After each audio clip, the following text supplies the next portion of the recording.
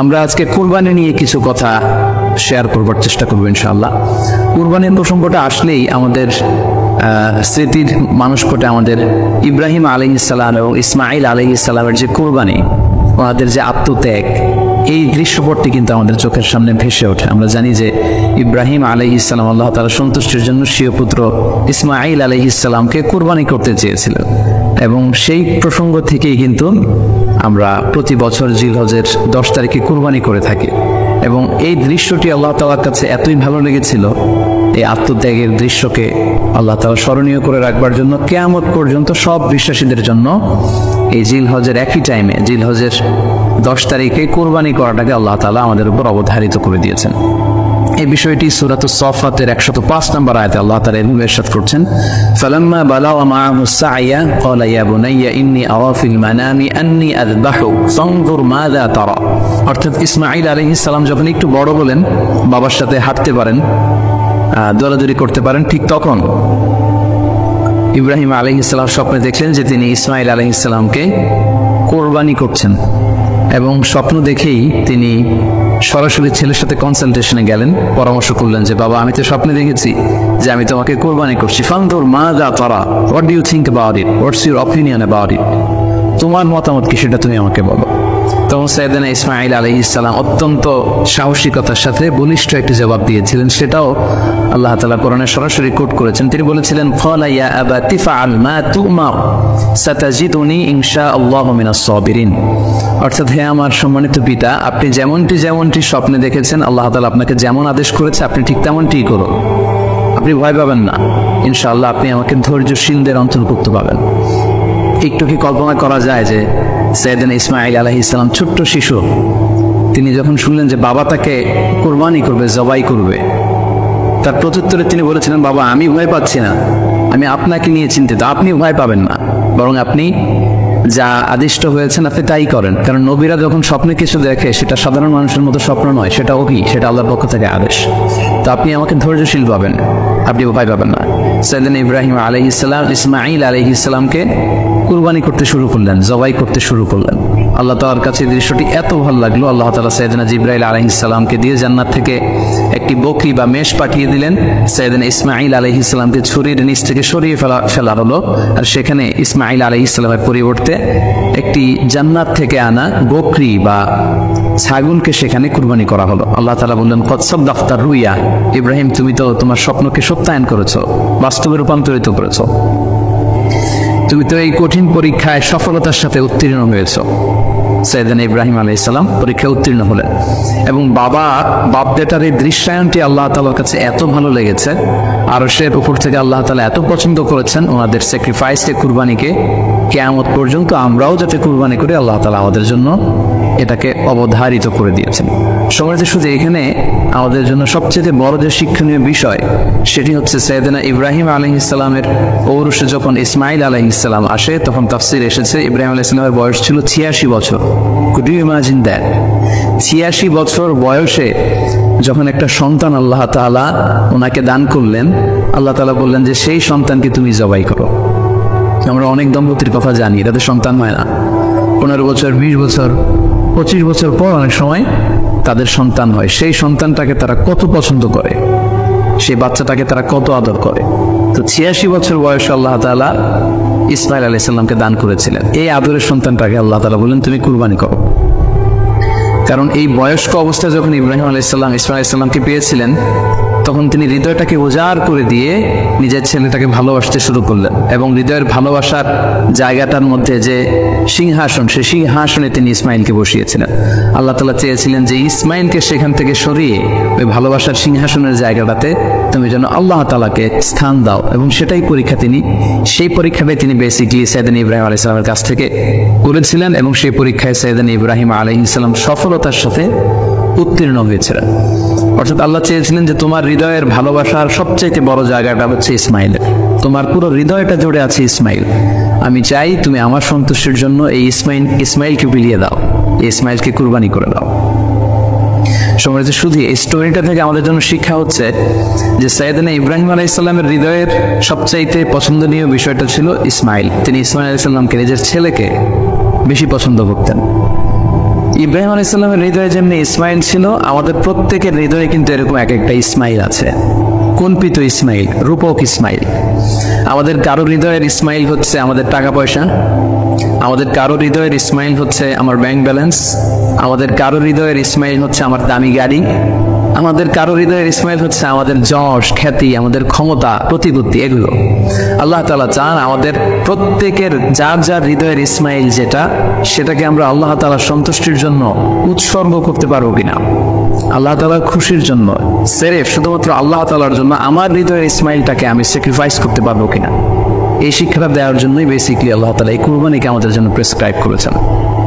আল্লাহ তাআলা চান যে আমাদের হৃদয়ের পুরো জায়গাটা জুড়ে যেন আল্লাহ তাআলার সন্তুষ্টি, আল্লাহ তাআলার ভালোবাসা, আল্লাহকে যে আমরা ফিল করি, আল্লাহকে যে আমরা ভয় পাই, সেই জায়গাটাতে যেন আমরা আল্লাহ তাআলাকে রাখতে পারি। এটাই মূলত আল্লাহ তাআলা আমাদের কাছ থেকে চান, এবং আমাদের জীবনের সব কাজগুলোই হবে শুধুমাত্র কেবলমাত্র আল্লাহ তাআলার সন্তুষ্টির জন্য। এজন্য বিশ্বনবী সাল্লাল্লাহু আলাইহি ওয়াসাল্লামকে কিন্তু আল্লাহ রাব্বুল আলামিন শিখিয়ে দিয়েছেন যে কুল ইন্না সলাতি ওয়া নুসুকি ওয়া মাহইয়ায়া ওয়া মামাতি লিল্লাহি রাব্বিল আলামিন। হে নবী, আপনি বলুন যে আমার নামাজ, আমার কুরবানি, আমার জীবন, আমার মরণ সবটাই তো আল্লাহর জন্য। তাই আমাদের হৃদয়ে যদি আমরা আল্লাহকে স্থান দিতে পারি, আমাদের সবকিছু, সাইয়েদনা ইব্রাহিম আলাইহিস সালাম যেমনি নিজের প্রিয় পুত্র সন্তানকে কুরবানি করেছিলেন, ঠিক তেমনি ভাবে আমাদের হৃদয়ের ইসমাইলটাকেও যদি আমরা আল্লাহ সন্তুষ্টির জন্য স্যাক্রিফাইস করতে পারি, কুরবানি করতে পারি, তাহলেই কিন্তু এই কুরবানির শিক্ষাটা আমাদের জন্য বাস্তবায়িত হবে বা সফল হবে। এবং এই শিক্ষাটা দেওয়ার জন্য আল্লাহ তাআলা এই কুরবানির বিধানকে আমাদের জন্য জারি করেছেন, যে আমাদের হৃদয়ে শুধু আল্লাহ তাআলার ভয় থাকবে। এবং এই যে আমরা কুরবানি করবে, কুরবানির রক্ত, গোশত, চামড়া কোনোটাই কিন্তু আল্লাহ তাআলার কাছে পৌঁছে না, পৌঁছে হচ্ছে আমাদের হৃদয়ের ভয়, তাকওয়াটা আল্লাহ তাআলার কাছে পৌঁছে। সূরাতুল হজ্জের 37 নম্বর আয়াতে আল্লাহ বলছেন, লা ইয়ানালুল্লাহা লুহুমুহা ওয়ালা দিমাউহা ওয়ালাকি ইয়ানালুহুত তাকওয়া মিনকুম। এই কুরবানির রক্ত, কুরবানির গোশত, এগুলো তো আল্লাহর কাছে পৌঁছে না, আল্লাহর কাছে পৌঁছে হচ্ছে তোমাদের তাকওয়া। আমরা কতটা ইখলাসের সাথে, কতটা আন্তরিকতার সাথে, কতটা আনুগত্যের সাথে আমাদের সম্পদ, আমাদের নিজেদেরকে আমরা আল্লাহর কাছে সোপর্দ করতে পেরেছি, আমরা কতটা আল্লাহর সমর্পিত বান্দা হতে পেরেছি, এটাই হচ্ছে এই কুরবানির শিক্ষা, যেটা সাইয়েদনা ইব্রাহিম আলাইহিস সালাম গোটা বিশ্ববাসীর জন্য নিদর্শন এই ঘটনার মধ্যে দিয়ে কিন্তু আমাদের জন্য রেখে গিয়েছেন। তাই আমরা এই কুরবানির মধ্য দিয়ে এটা যেন ফিল করি যে আমাদের সবটুকু আমরা আল্লাহর জন্য বিলিয়ে দিতে প্রস্তুত আছি। সম্মানিত, শুধু এই কুরবানির দিনে ইয়াউমুন নাহারে বা 10 জিলহজে আমরা যে কুরবানি উদযাপন করবো, ঈদুল আজহা উদযাপন করব, এই দিনের সবচাইতে প্রিয় আমল হচ্ছে আল্লাহ তাআলার কাছে পশু জবাই করে, যেটা আমরা বলেছি ইব্রাহিম আলাইহিস সালামের সেই ঘটনা, সেই দৃশ্যায়নের পুনরাবৃত্তি আল্লাহ তাআলা সেটা দেখতে চান। আমরা পশু জবাই করে রক্ত প্রবাহিত করে দেয়, এটা আল্লাহ তাআলার কাছে খুবই পছন্দনীয়। সুনানে তিরমিজিতে এসেছে, আয়েশা রাদিয়াল্লাহু তাআলা আনহা থেকে বর্ণিত, তিনি বলেন, আন্না রাসূলুল্লাহ সাল্লাল্লাহু আলাইহি ওয়াসাল্লাম قال, আল্লাহ রাসূল সাল্লাল্লাহু আলাইহি ওয়াসাল্লাম বলেছেন, মা আমিলা আদামিয়ুন মিন আমালিন ইয়াওমান নাহর আহাব্বা ইলাল্লাহি মিন ইহরাকিন নাম। অর্থাৎ ইয়াউমুন নাহারে 10 জিলহজে পশু কুরবানি দিয়ে সে পশুর রক্ত প্রবাহিত করে দেওয়ার চেয়ে শ্রেষ্ঠ কোনো আমল আল্লাহর কাছে হতে পারে না, এর চেয়ে কোনো প্রিয় আমল আল্লাহর কাছে নেই। তার মানে কুরবানির দিনে সবচাইতে প্রিয় আমল, আল্লাহর কাছে পছন্দনীয় আমল হচ্ছে কুরবানি করা। তাই আমাদের যাদের সাধ্য আছে আমরা যেন বেশি বেশি কুরবানি করি। সম্মানিত, শুধু আমরা জানি যে এই কুরবানিকে আল্লাহ তাআলা আমাদের উপর আবশ্যক করেছেন। কুরবানির হুকুম সম্পর্কে যদি বলি তাহলে বলবো যে এটা ওয়াজিব হানাফি স্কুল অফ থট অনুযায়ী, কিন্তু অন্যান্য মাযহাবে এটাকে সুন্নাতে মুআক্কাদা বলা হয়েছে। মেজরিটি স্কলাররা, জুমহুরুল ফুকাহা, ইমাম শাফিঈ, আহমদ এবং ইমাম মালিকদের মতে, তাদের মতে এটা হচ্ছে সুন্নাতে মুআক্কাদা। কিন্তু হানাফি মাযহাবে এই কুরবানি করা হচ্ছে ওয়াজিব।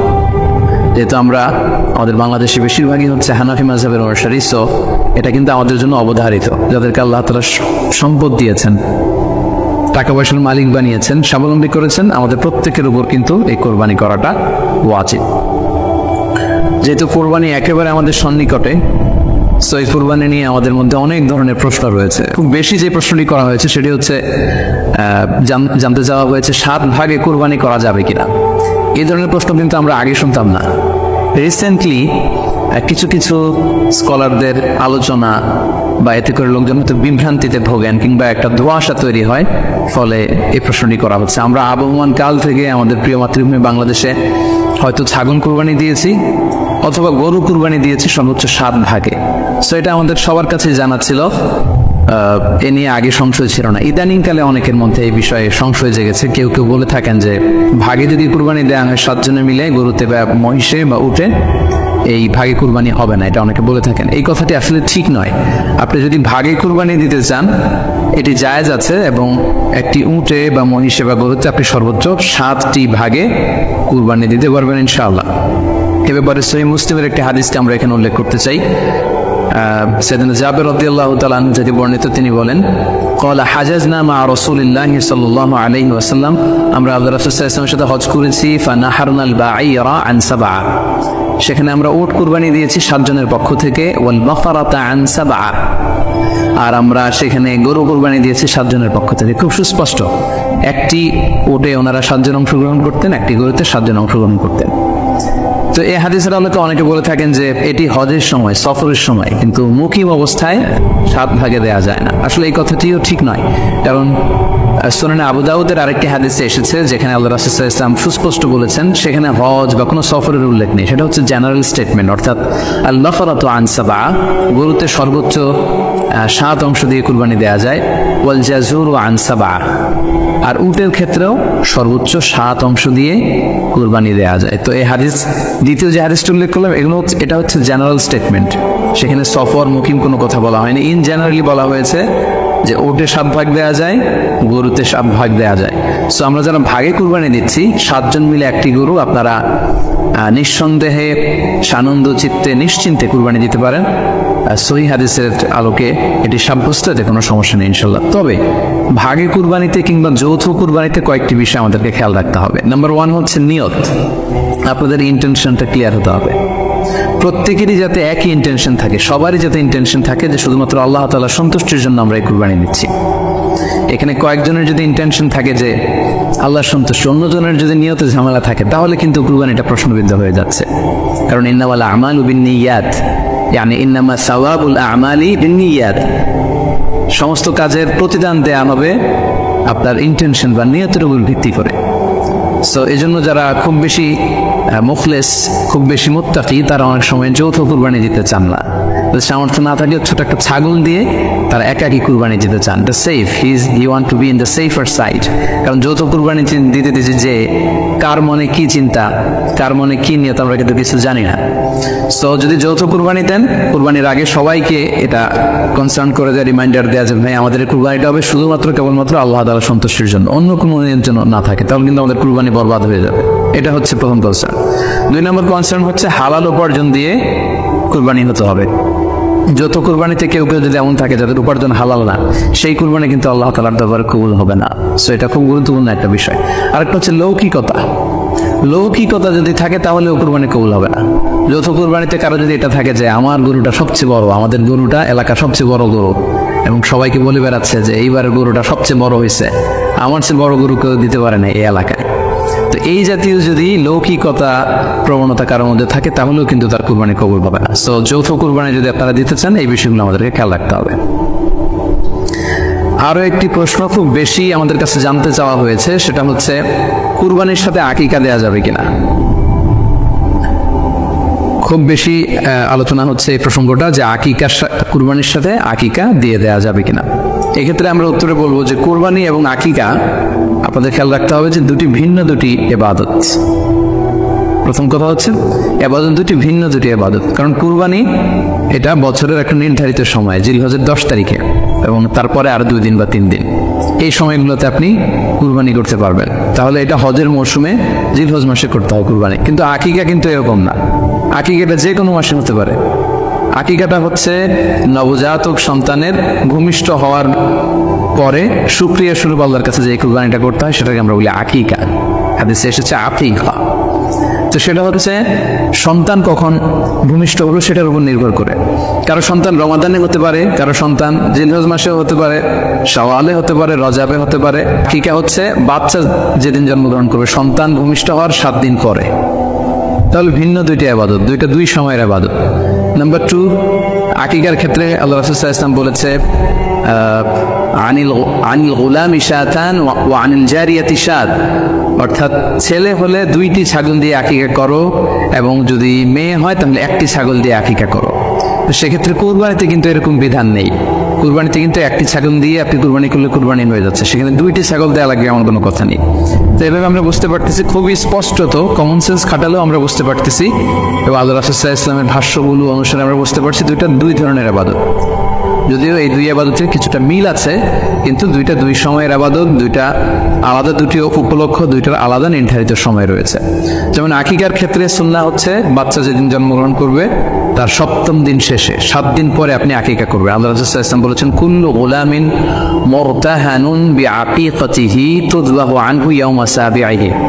প্রত্যেক সন্তানের আকিকা দিতে হয় তার 7ম দিনে, ওয়া ইউহলাকু ওয়া ইউসাম্মা, 7ম দিনে মাথার চুল ফেলে দিতে হয়, তার সুন্দর একটি নাম রাখতে হয়।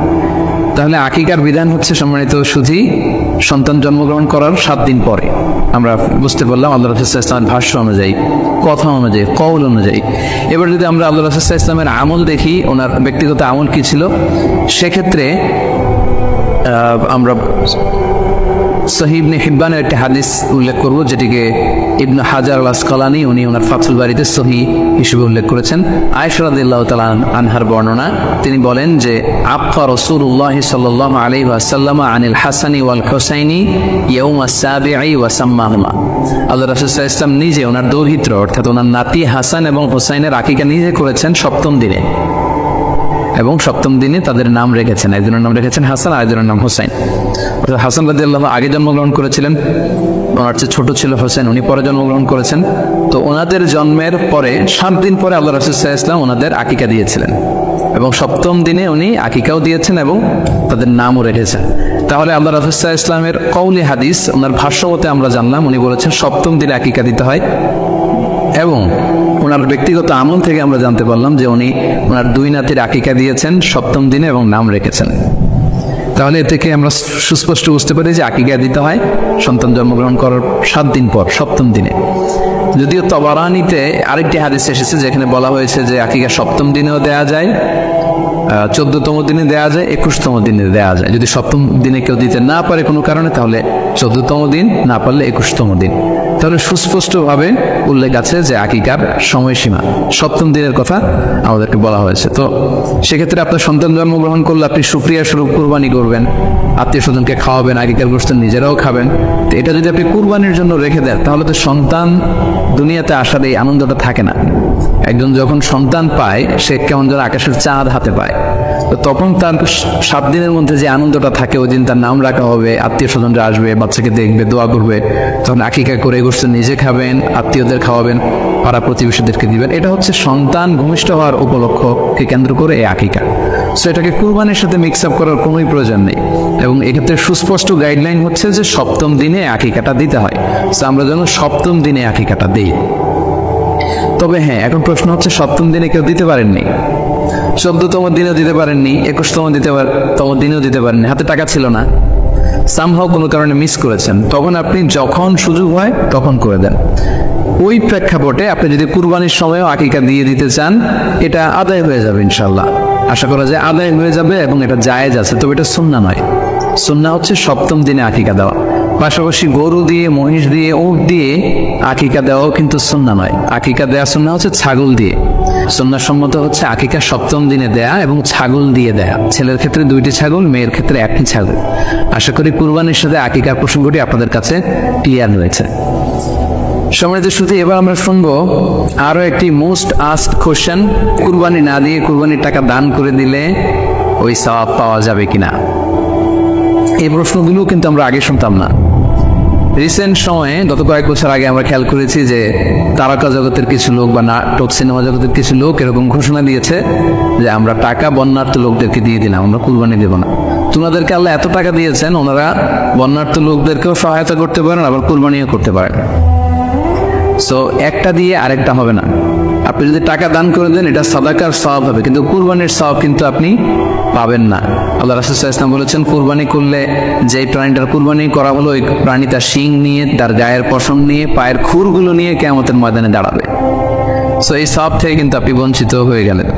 তাই এ ব্যাপারে সুস্পষ্ট কথা হচ্ছে, আপনি যদি কুরবানির টাকা দান করে দেন, দানের সওয়াব হবে, কিন্তু কুরবানির সওয়াব হবে না, এবং কুরবানির এই ওয়াজিব বিধানটিও কিন্তু আদায় হবে না।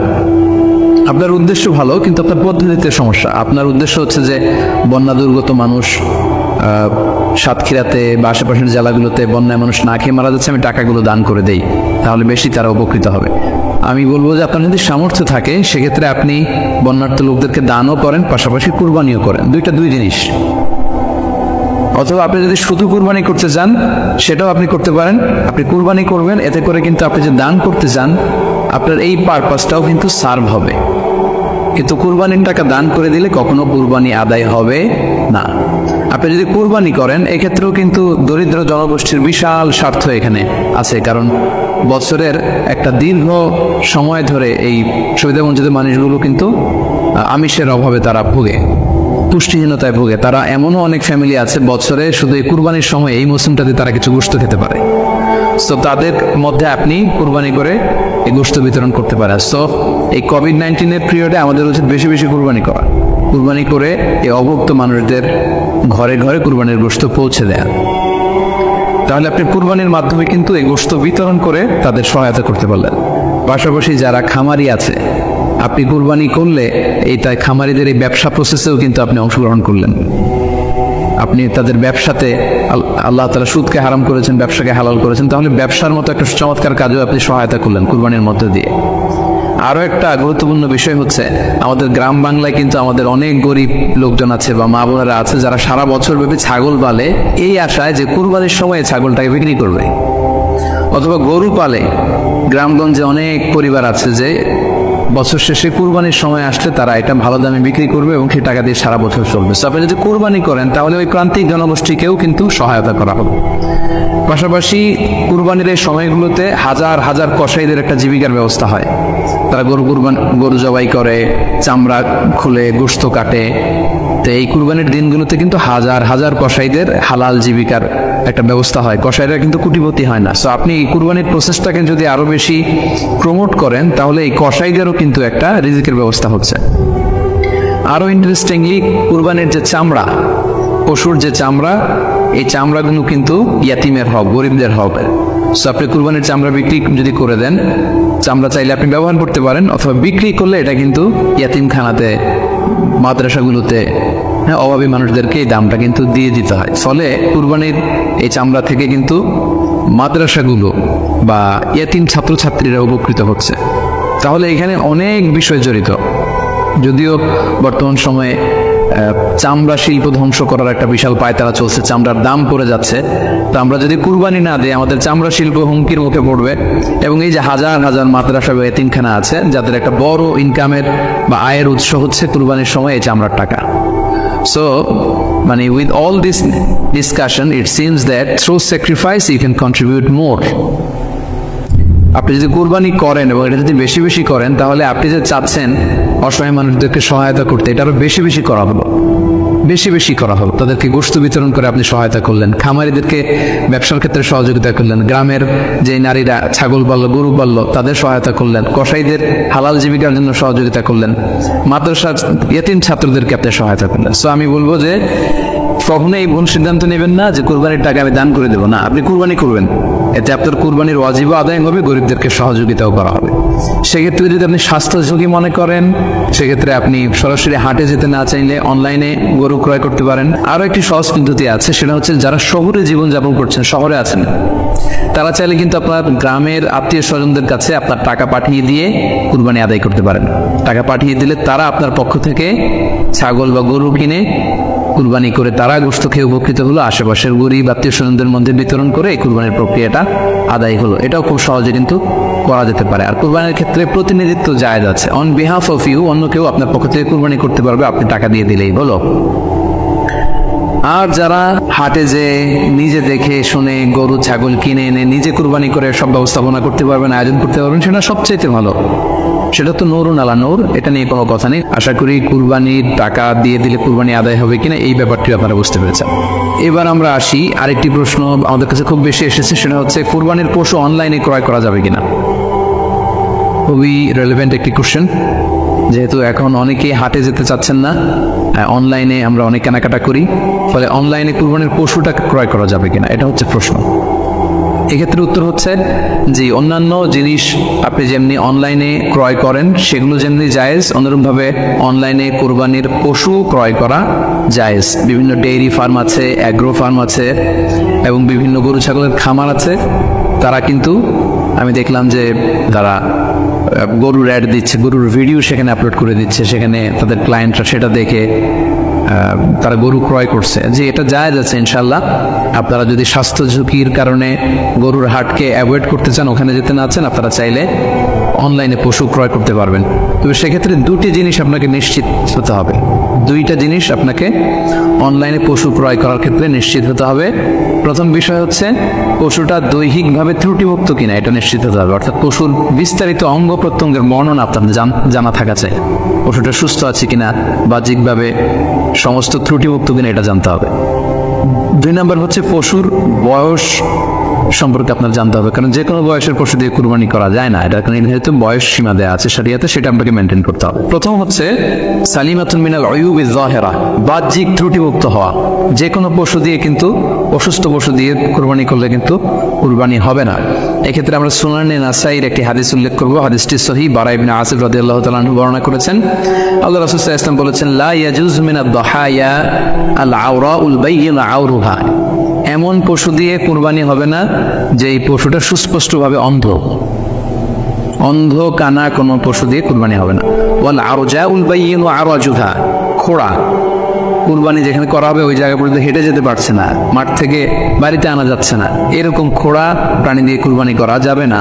ওয়াল মারিদাতুল বাইয়িন মারাদুহা, খুব বেশি অসুস্থ, খুবই দুর্বল অসুস্থ প্রাণী দিয়ে কুরবানি করা যাবে না। ওয়াল আজফাউল লাতী লা তুতি, এবং এমন বয়স্ক বৃদ্ধ প্রাণী যে অতি বয়সের ভারে এটা নুজ্জ হয়ে গিয়েছে এবং এর হাড্ডির ভেতরে যে মজ্জা শুকিয়ে গিয়েছে, এরকম প্রাণী দিয়েও কিন্তু কুরবানি করা যাবে না। তাহলে সুনানে নাসাইর এই সহিহ হাদিসটির মধ্য দিয়ে আমরা বুঝতে পারলাম যে অন্ধ প্রাণী দিয়ে কুরবানি করা যায় না, খোড়া প্রাণী দিয়ে করা যায় না, খুবই দুর্বল প্রাণী দিয়ে এবং খুব বয়স হয়েছে এরকম প্রাণী দিয়ে কিন্তু কুরবানি করা যাবে না।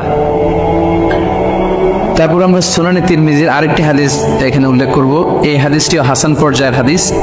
বর্ণনাকারী হচ্ছেন আলী রাদিয়াল্লাহু তাআলা আনহু। তিনি বলেন, নাহা রাসূলুল্লাহ সাল্লাল্লাহু আলাইহি ওয়াসাল্লাম আইয়ুদহা বিআ'দাবিল করনি ওয়াল উযুন, অর্থাৎ আল্লাহ রাসূল সাল্লাল্লাহু আলাইহি ওয়াসাল্লাম শিং ভাঙা এবং কান কাটা এরকম প্রাণী দিয়ে কুরবানি করতে নিষেধ করেছেন। অর্থাৎ ব্রোকেন হর্নস এন্ড ইয়ার্স, কোন পশুর যদি শিং দুটো ভাঙা থাকে অথবা কান কাটা থাকে এরকম প্রাণী দিয়ে কুরবানি করলে কুরবানি আদায় হবে না। পশুর কানের ব্যাপারে আরো সুস্পষ্ট হাদিস এসেছে সুনানে তিরমিজিতে, এটিও হাসান পর্যায়ের হাদিস।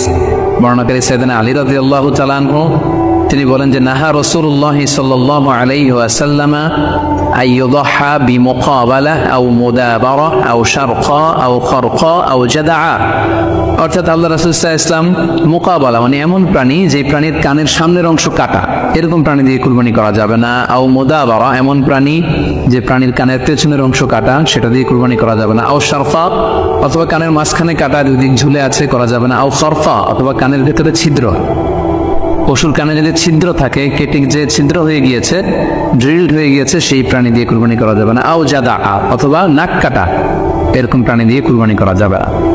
তাহলে আল্লাহ রাসূল সাল্লাল্লাহু আলাইহি ওয়াসাল্লাম ভাষ্যমতে এই প্রাণীগুলো দিয়ে কুরবানি করা যাবে না। ফলে আপনি অনলাইনে যদি পশু ক্রয় করতে চান, আপনার যে পশুটা ক্রয় করবেন এটা বাহ্যিকভাবে সুস্থ আছে কিনা, অঙ্গ প্রত্যঙ্গের বিস্তারিত বর্ণনার ভিডিওতে আপনাকে ক্রস চেক করে এবং বাড়িতে আনার পরে সেটাকে দেখে এই পারচেজটা আপনাকে নিশ্চিত করতে হবে। 2 নম্বর খেয়াল রাখবার বিষয় হচ্ছে পশুর বয়স। কুরবানির পশুর একটা নির্ধারিত বয়স সীমা আছে। সেক্ষেত্রে উটের জন্য 5 বছর হওয়া লাগবে কমপক্ষে, গরু বা মহিষের ক্ষেত্রে কমপক্ষে 2 বছর হতে হবে এবং ছাগলের ক্ষেত্রে কমপক্ষে 1 বছর হতে হবে। আবার বলছি, উট 5 বছর, গরু 2 বছর এবং ছাগল 1 বছর। তবে মেষ বা ভেড়া, দুম্বা এগুলো যদি 6 মাসের হয়, দেখতে যদি মোটা সোটা হয়, 1 বছরের মতো মনে হয়, তাহলে সেগুলো দিয়েও কুরবানি করা যাবে। সেক্ষেত্রে পশুর যে দাঁত আছে, নিচের পাটির যে পশুর দাঁত, এই দাঁতগুলোর পাশে দুইটা ধারালো দাঁত থাকে, এগুলো উঠেছে কিনা এগুলো দেখে দেখে আপনারা পশুর বয়সকে নির্ণয় করতে পারবেন। তাহলে অনলাইনে ক্রয়ের ক্ষেত্রে আমাদের উত্তর হচ্ছে যে অনলাইনে আপনি পশু ক্রয় করতে পারবেন। সেক্ষেত্রে আপনাকে দুটি বিষয় খুব খেয়াল রাখতে হবে। এক হচ্ছে পশুর অঙ্গ প্রত্যঙ্গ ঠিক আছে কিনা, বাহ্যিকভাবে সব ধরনের ত্রুটিমুক্ত কিনা। 2 নম্বর হচ্ছে পশুর বয়স। এই দুটি জিনিস যদি আপনি এনশিওর করেন, আপনি অনলাইনে পশু ক্রয় করে সেটা দিয়ে কুরবানি করলে কুরবানি হয়ে যাবে ইনশাল্লাহ, কোনো সমস্যা নেই। আরো একটি প্রশ্ন আমাদের কাছে খুব বেশি এসেছে, সেটা হচ্ছে কুরবানি কি পুরো পরিবারের পক্ষ থেকে একজন দিতে হবে নাকি সামর্থ্যবান প্রত্যেকের দিতে হবে?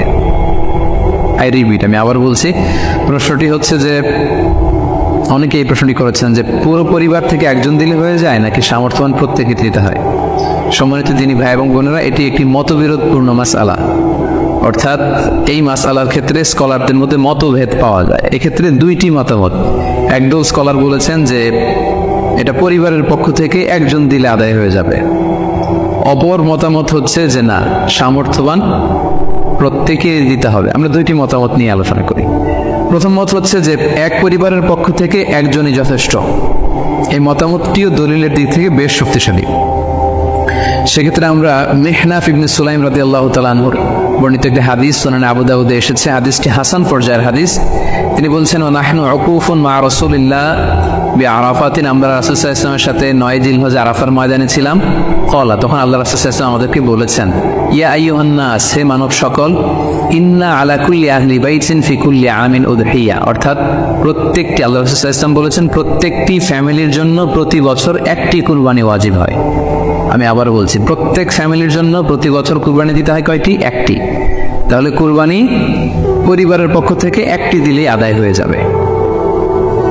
সুনানে তিরমিজির আরো একটি হাদিস আমরা এখানে উল্লেখ করতে পারি। এই হাদিসটিও সহিহ। সাইয়েদনা আতা ইবনে ইয়াসার রাদিয়াল্লাহু তাআলা আনহু উনি আবু আইয়ুব আল আনসারী রাদিয়াল্লাহু তাআলা আনহুকে জিজ্ঞেস করেছিলেন যে কাইফা কানাতিল উদহিয়া ফি আহদি রাসূলিল্লাহ, হে আল্লাহর নবীর সাহাবী, আল্লাহ রাসূল সাল্লাল্লাহু আলাইহি ওয়াসাল্লামের জামানাতে কুরবানি কেমন হতো, কিভাবে তারা কুরবানি দিতেন? তো আবু আইয়ুব আল আনসারী রাদিয়াল্লাহু তাআলা আনহু উনি বলেছেন, কানা রাজুলু ইউদাহি বিশাতি আনহু ওয়া আন আহলিহি, আল্লাহ রাসূল সাল্লাল্লাহু আলাইহি ওয়াসাল্লামের সময়কালে লোকজন একটি ছাগল কুরবানি দিত তার পক্ষ থেকে এবং তার ফ্যামিলির পক্ষ থেকে। আনহু ওয়া আন আহলিহি, তার নিজের পক্ষ থেকে এবং ফ্যামিলির পক্ষ থেকে। অর্থাৎ এই হাদিসগুলো আমাকে বোঝা যায় যে পুরো পরিবারের পক্ষ থেকে একজন কুরবানি দিয়ে দিলেই আদায় হয়ে যাবে। স্বামীও চাকরি করেন, স্ত্রীও চাকরি করেন, স্বামীরও টাকা আছে, স্ত্রীর টাকা আছে, দুইজনের আলাদা করে দিতে হবে না। স্বামী যদি একটা ছাগল কুরবানি দিয়ে দেয় তাহলে স্ত্রীর পক্ষ থেকে, পুরো ফ্যামিলির পক্ষ থেকে কুরবানি আদায় হয়ে যাবে। এই হাদিসগুলোর আলোকে বোঝা গেল। দ্বিতীয় আরেকটি মত আছে, সেই মতটি হচ্ছে প্রত্যেক সামর্থ্যবানের উপর ওয়াজিব। এটি ইমাম আবু হানিফার মত এবং আমাদের বাংলাদেশে এটিরই প্রচলন হয়ে এসেছে। আমরা এই মতামতটিকেই বেশি আমরা শুনে থাকি সব জায়গায়, যে যারাই সামর্থ্যবান প্রত্যেকের আলাদাভাবে দিতে হয়। স্বামী সামর্থ্যবান হলে স্বামীর দিতে হবে, স্ত্রী সামর্থ্যবান হলে স্ত্রীকে দিতে হবে, ছেলেরা হলে ছেলের দিতে হবে। এটা প্রত্যেকের আলাদাভাবে ইন্ডিভিজুয়ালি দিতে হয়। এবং সেক্ষেত্রে ওনারা দলিল দিচ্ছেন সুনান ইবনে মাজার একটি হাদিস, হাদিসটি সহিহ, যেখানে আল্লাহ রাসূল সাল্লাল্লাহু আলাইহি ওয়াসাল্লাম বলেছেন, মান কানা লাহু সাআ, যার সামর্থ্য আছে কিন্তু ওয়ালাম ইউদাহি, সামর্থ্য থাকার পরেও সে কুরবানি দেয় না, ফালা ইয়াকরাবান্না মুসাল্লানা, সেজন্য ঈদুল আজহার দিন আমার ঈদগাহে না আসে নামাজ পড়তে। আল্লাহ রাসূল সাল্লাল্লাহু আলাইহি ওয়াসাল্লাম হুঁশিয়ারি বাণী ঘোষণা করেছেন, ধমক দিয়েছেন যে সামর্থ্য থাকার পরেও যে কুরবানি দেয় না সেজন্য আমার ঈদগাহে না আসে।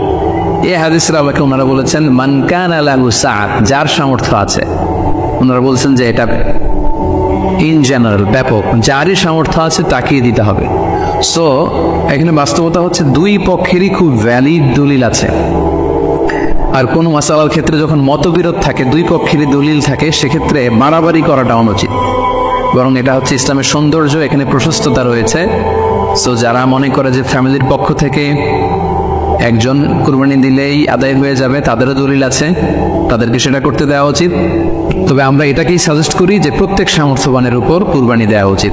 এতে করে যিনি কুরবানি দিবেন উনি সওয়াব পেয়ে উপকৃত হলেন, আবার উনি কুরবানি দেওয়ার কারণে গোশত বিতরণ করলেন, ফলে গরিবরা উপকৃত হলো। সো সামর্থ্যবান প্রত্যেকেরই উচিত বেশি বেশি কুরবানি দেয়া। আশা করি এই মাসালাটাও আপনারা বুঝতে পেরেছেন। এ পর্যায়ে আমরা অল্প কয়েকটি রিমাইন্ডার আপনাদের সাথে শেয়ার করে আজকের আলোচনাটুকু আমরা এখানেই জবনিকা টানবো, এখানে আমরা আলোচনাটি শেষ করবো ইনশাআল্লাহ।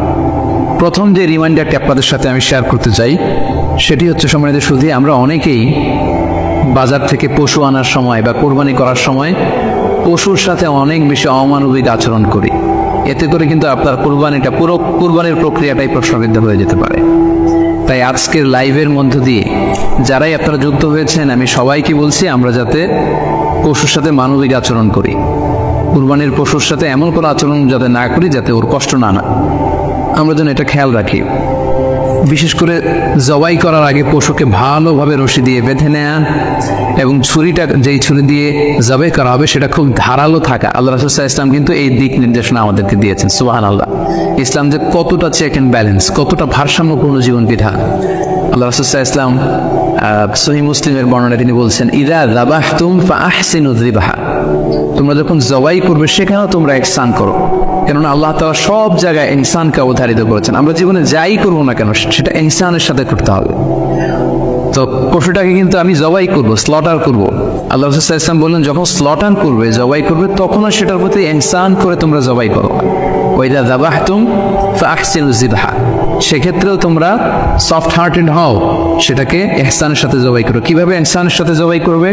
ওয়ালিউহিদ্দা আহাদুকুম শাফরাতাহু ওয়ালিউরিহ যাবিহাতাহু, তোমরা তোমাদের ছুরিটা খুব বেশি করে ধারালো করে নাও, যাতে করে খুব স্মুথলি স্লটারিংটা হয়ে যায়, খুব স্মুথলি কুরবানিটা তাড়াতাড়ি হয়ে যায়, যাতে প্রাণীটার কষ্ট না হয়। আমরা প্রায়ই আমাদের ব্যাখেয়ালে বা অবহেলাবশত কুরবানির পশু ট্রাক থেকে নামানো, হাট থেকে নিয়ে আসা, এমনভাবে আমরা কুরবানির পশুর সাথে ট্রিট করি, এতে করে কিন্তু অনেক অমানবিক আচরণ আমাদের দ্বারা প্রকাশ পেয়ে যায়। সো আমরা যদিও এটাকে জবাই করবো, আমরা যেন ইনসানের সাথে জবাই করি, এই বিষয়টা যেন আমরা খেয়াল রাখি। এটা হচ্ছে প্রথম রিমাইন্ডার। দ্বিতীয় রিমাইন্ডার হচ্ছে, আমাদের দেশে প্রায় এটা ঘটে, জবাই করার পরে অনেক কসাইরা তাড়াতাড়ি এই পশুটার দেহ থেকে প্রাণ বের হয়ে যাওয়ার জন্য ছোট ছুরি দিয়ে জবাই করা প্রাণীটার গলার মধ্যে খোঁচা মারতে থাকে, গলায় বারবার খোঁচা মারতে থাকে। এটা কিন্তু ঠিক না। স্পাইনাল কর্ডে যদি আপনি জবাই করার পরে বারবার খোঁচা মারেন, তাহলে কিন্তু এই প্রাণীটার অপমৃত্যু হতে পারে, অর্থাৎ এটা স্বাভাবিক কোনো মৃত্যু নয়। স্বাভাবিক মৃত্যু হচ্ছে জবাই করে দেয়া, এবং ইসলাম এটাকে আমাদের জন্য বৈধ করেছেন।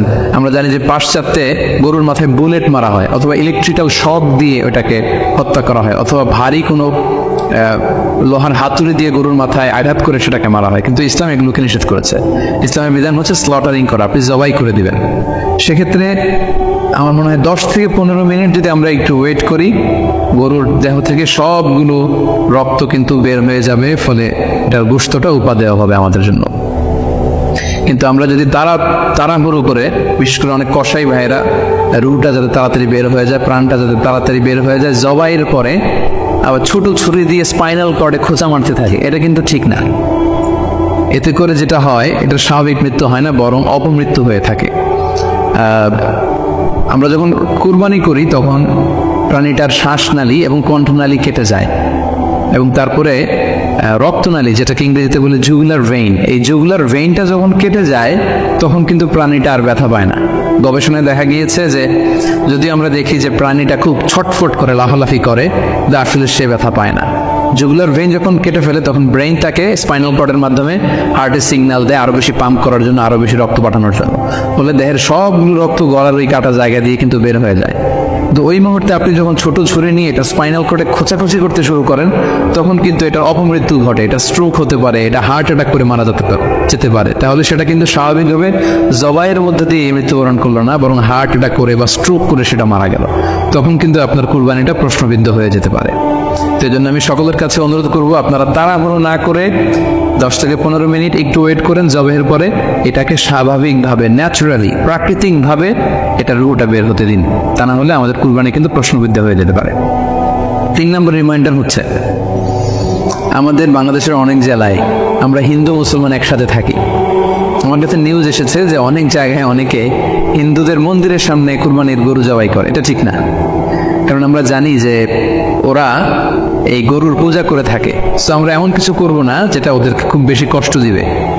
সো অনেকে শুনেছি যে উস্কানিমূলক ভাবে তারা একটু দেখিয়ে দিতে চায় বা তাদের উপর প্রতিশোধ নিতে চায়, এরকম করে অনেক সময় হিন্দুদের বিভিন্ন গ্রামে মন্দিরের সামনে এই কুরবানির ব্যবস্থাপনা করা হয়। আমি বলবো যে আমরা এটা যাতে না করি। আমরা হিন্দুদের যে উপাসনালয় আছে আমাদের হিন্দু ভাইদের উপাসনালয়গুলোকে স্কিপ করে এমন জায়গায় কুরবানি করব যাতে করে তাদের এই দৃশ্য দেখা না লাগে এবং তাদের ইবাদতগাহের সামনেও যাতে আমাদের এরকম পরিস্থিতি তৈরি করতে না হয়, আমরা যাতে সাম্প্রদায়িক সম্প্রীতি আমাদের আবাদতের মধ্য দিয়ে বজায় রাখতে পারি এবং কোন ধরনের উস্কানিমূলক কর্মকাণ্ডে যেন আমরা কখনোই যুক্ত না হই। 4 নাম্বার এবং সবচাইতে গুরুত্বপূর্ণ পয়েন্ট হচ্ছে, জি খেয়াল করে শুনুন, আপনাকে বলছি 4 নাম্বার পয়েন্ট হচ্ছে যে জবাইয়ের স্থান এবং বর্জ্য কুরবানির পরে এটাকে নিজ দায়িত্বে পরিচ্ছন্ন করুন। আই রিপিট, আমি আবার বলছি, যেখানে আপনি কুরবানি করলেন সেটাকে এবং এই যে বর্জ্য ময়লা এটা নিজ দায়িত্বে আপনি ক্লিন করুন। সিটি কর্পোরেশনের ভাইয়েরা সরকারি তত্ত্বাবধানে সারা বাংলাদেশের এই সব বর্জ্য আসলে পরিষ্কার করা সম্ভব না। জরিপে এসেছে যে 50 লক্ষ গরু জবাই করা হয় প্রত্যেকটা কুরবানির ঈদে। তো সেক্ষেত্রে আমাদেরকে দায়িত্বশীল হতে হবে। কুল্লুকুম রাঈন ওয়া কুল্লুকুম মাসউলুন আন রাইয়াতিহি। আল্লাহ রাসূল সাল্লাল্লাহু আলাইহি ওয়াসাল্লাম বলেছেন, তোমরা প্রত্যেকে দায়িত্বশীল আর তোমাদের প্রত্যেকের দায়িত্বের ব্যাপারে কিয়ামতের ময়দানে আল্লাহ তাআলা কিন্তু তোমাদেরকে জিজ্ঞেস করবে। তাই আমরা যেন নিজ দায়িত্বে এই কুরবানির করার স্থান এবং বর্জ্য যেন পরিষ্কার করি। ব্লিচিং পাউডার দিয়ে বেশি করে পানি মেরে আমরা যেন পরিষ্কার পরিচ্ছন্ন রাখি, কারণ আত-তুহুরু শাত্রুল ঈমান, পরিষ্কার পরিচ্ছন্নতা এটা হচ্ছে ঈমানের অঙ্গ।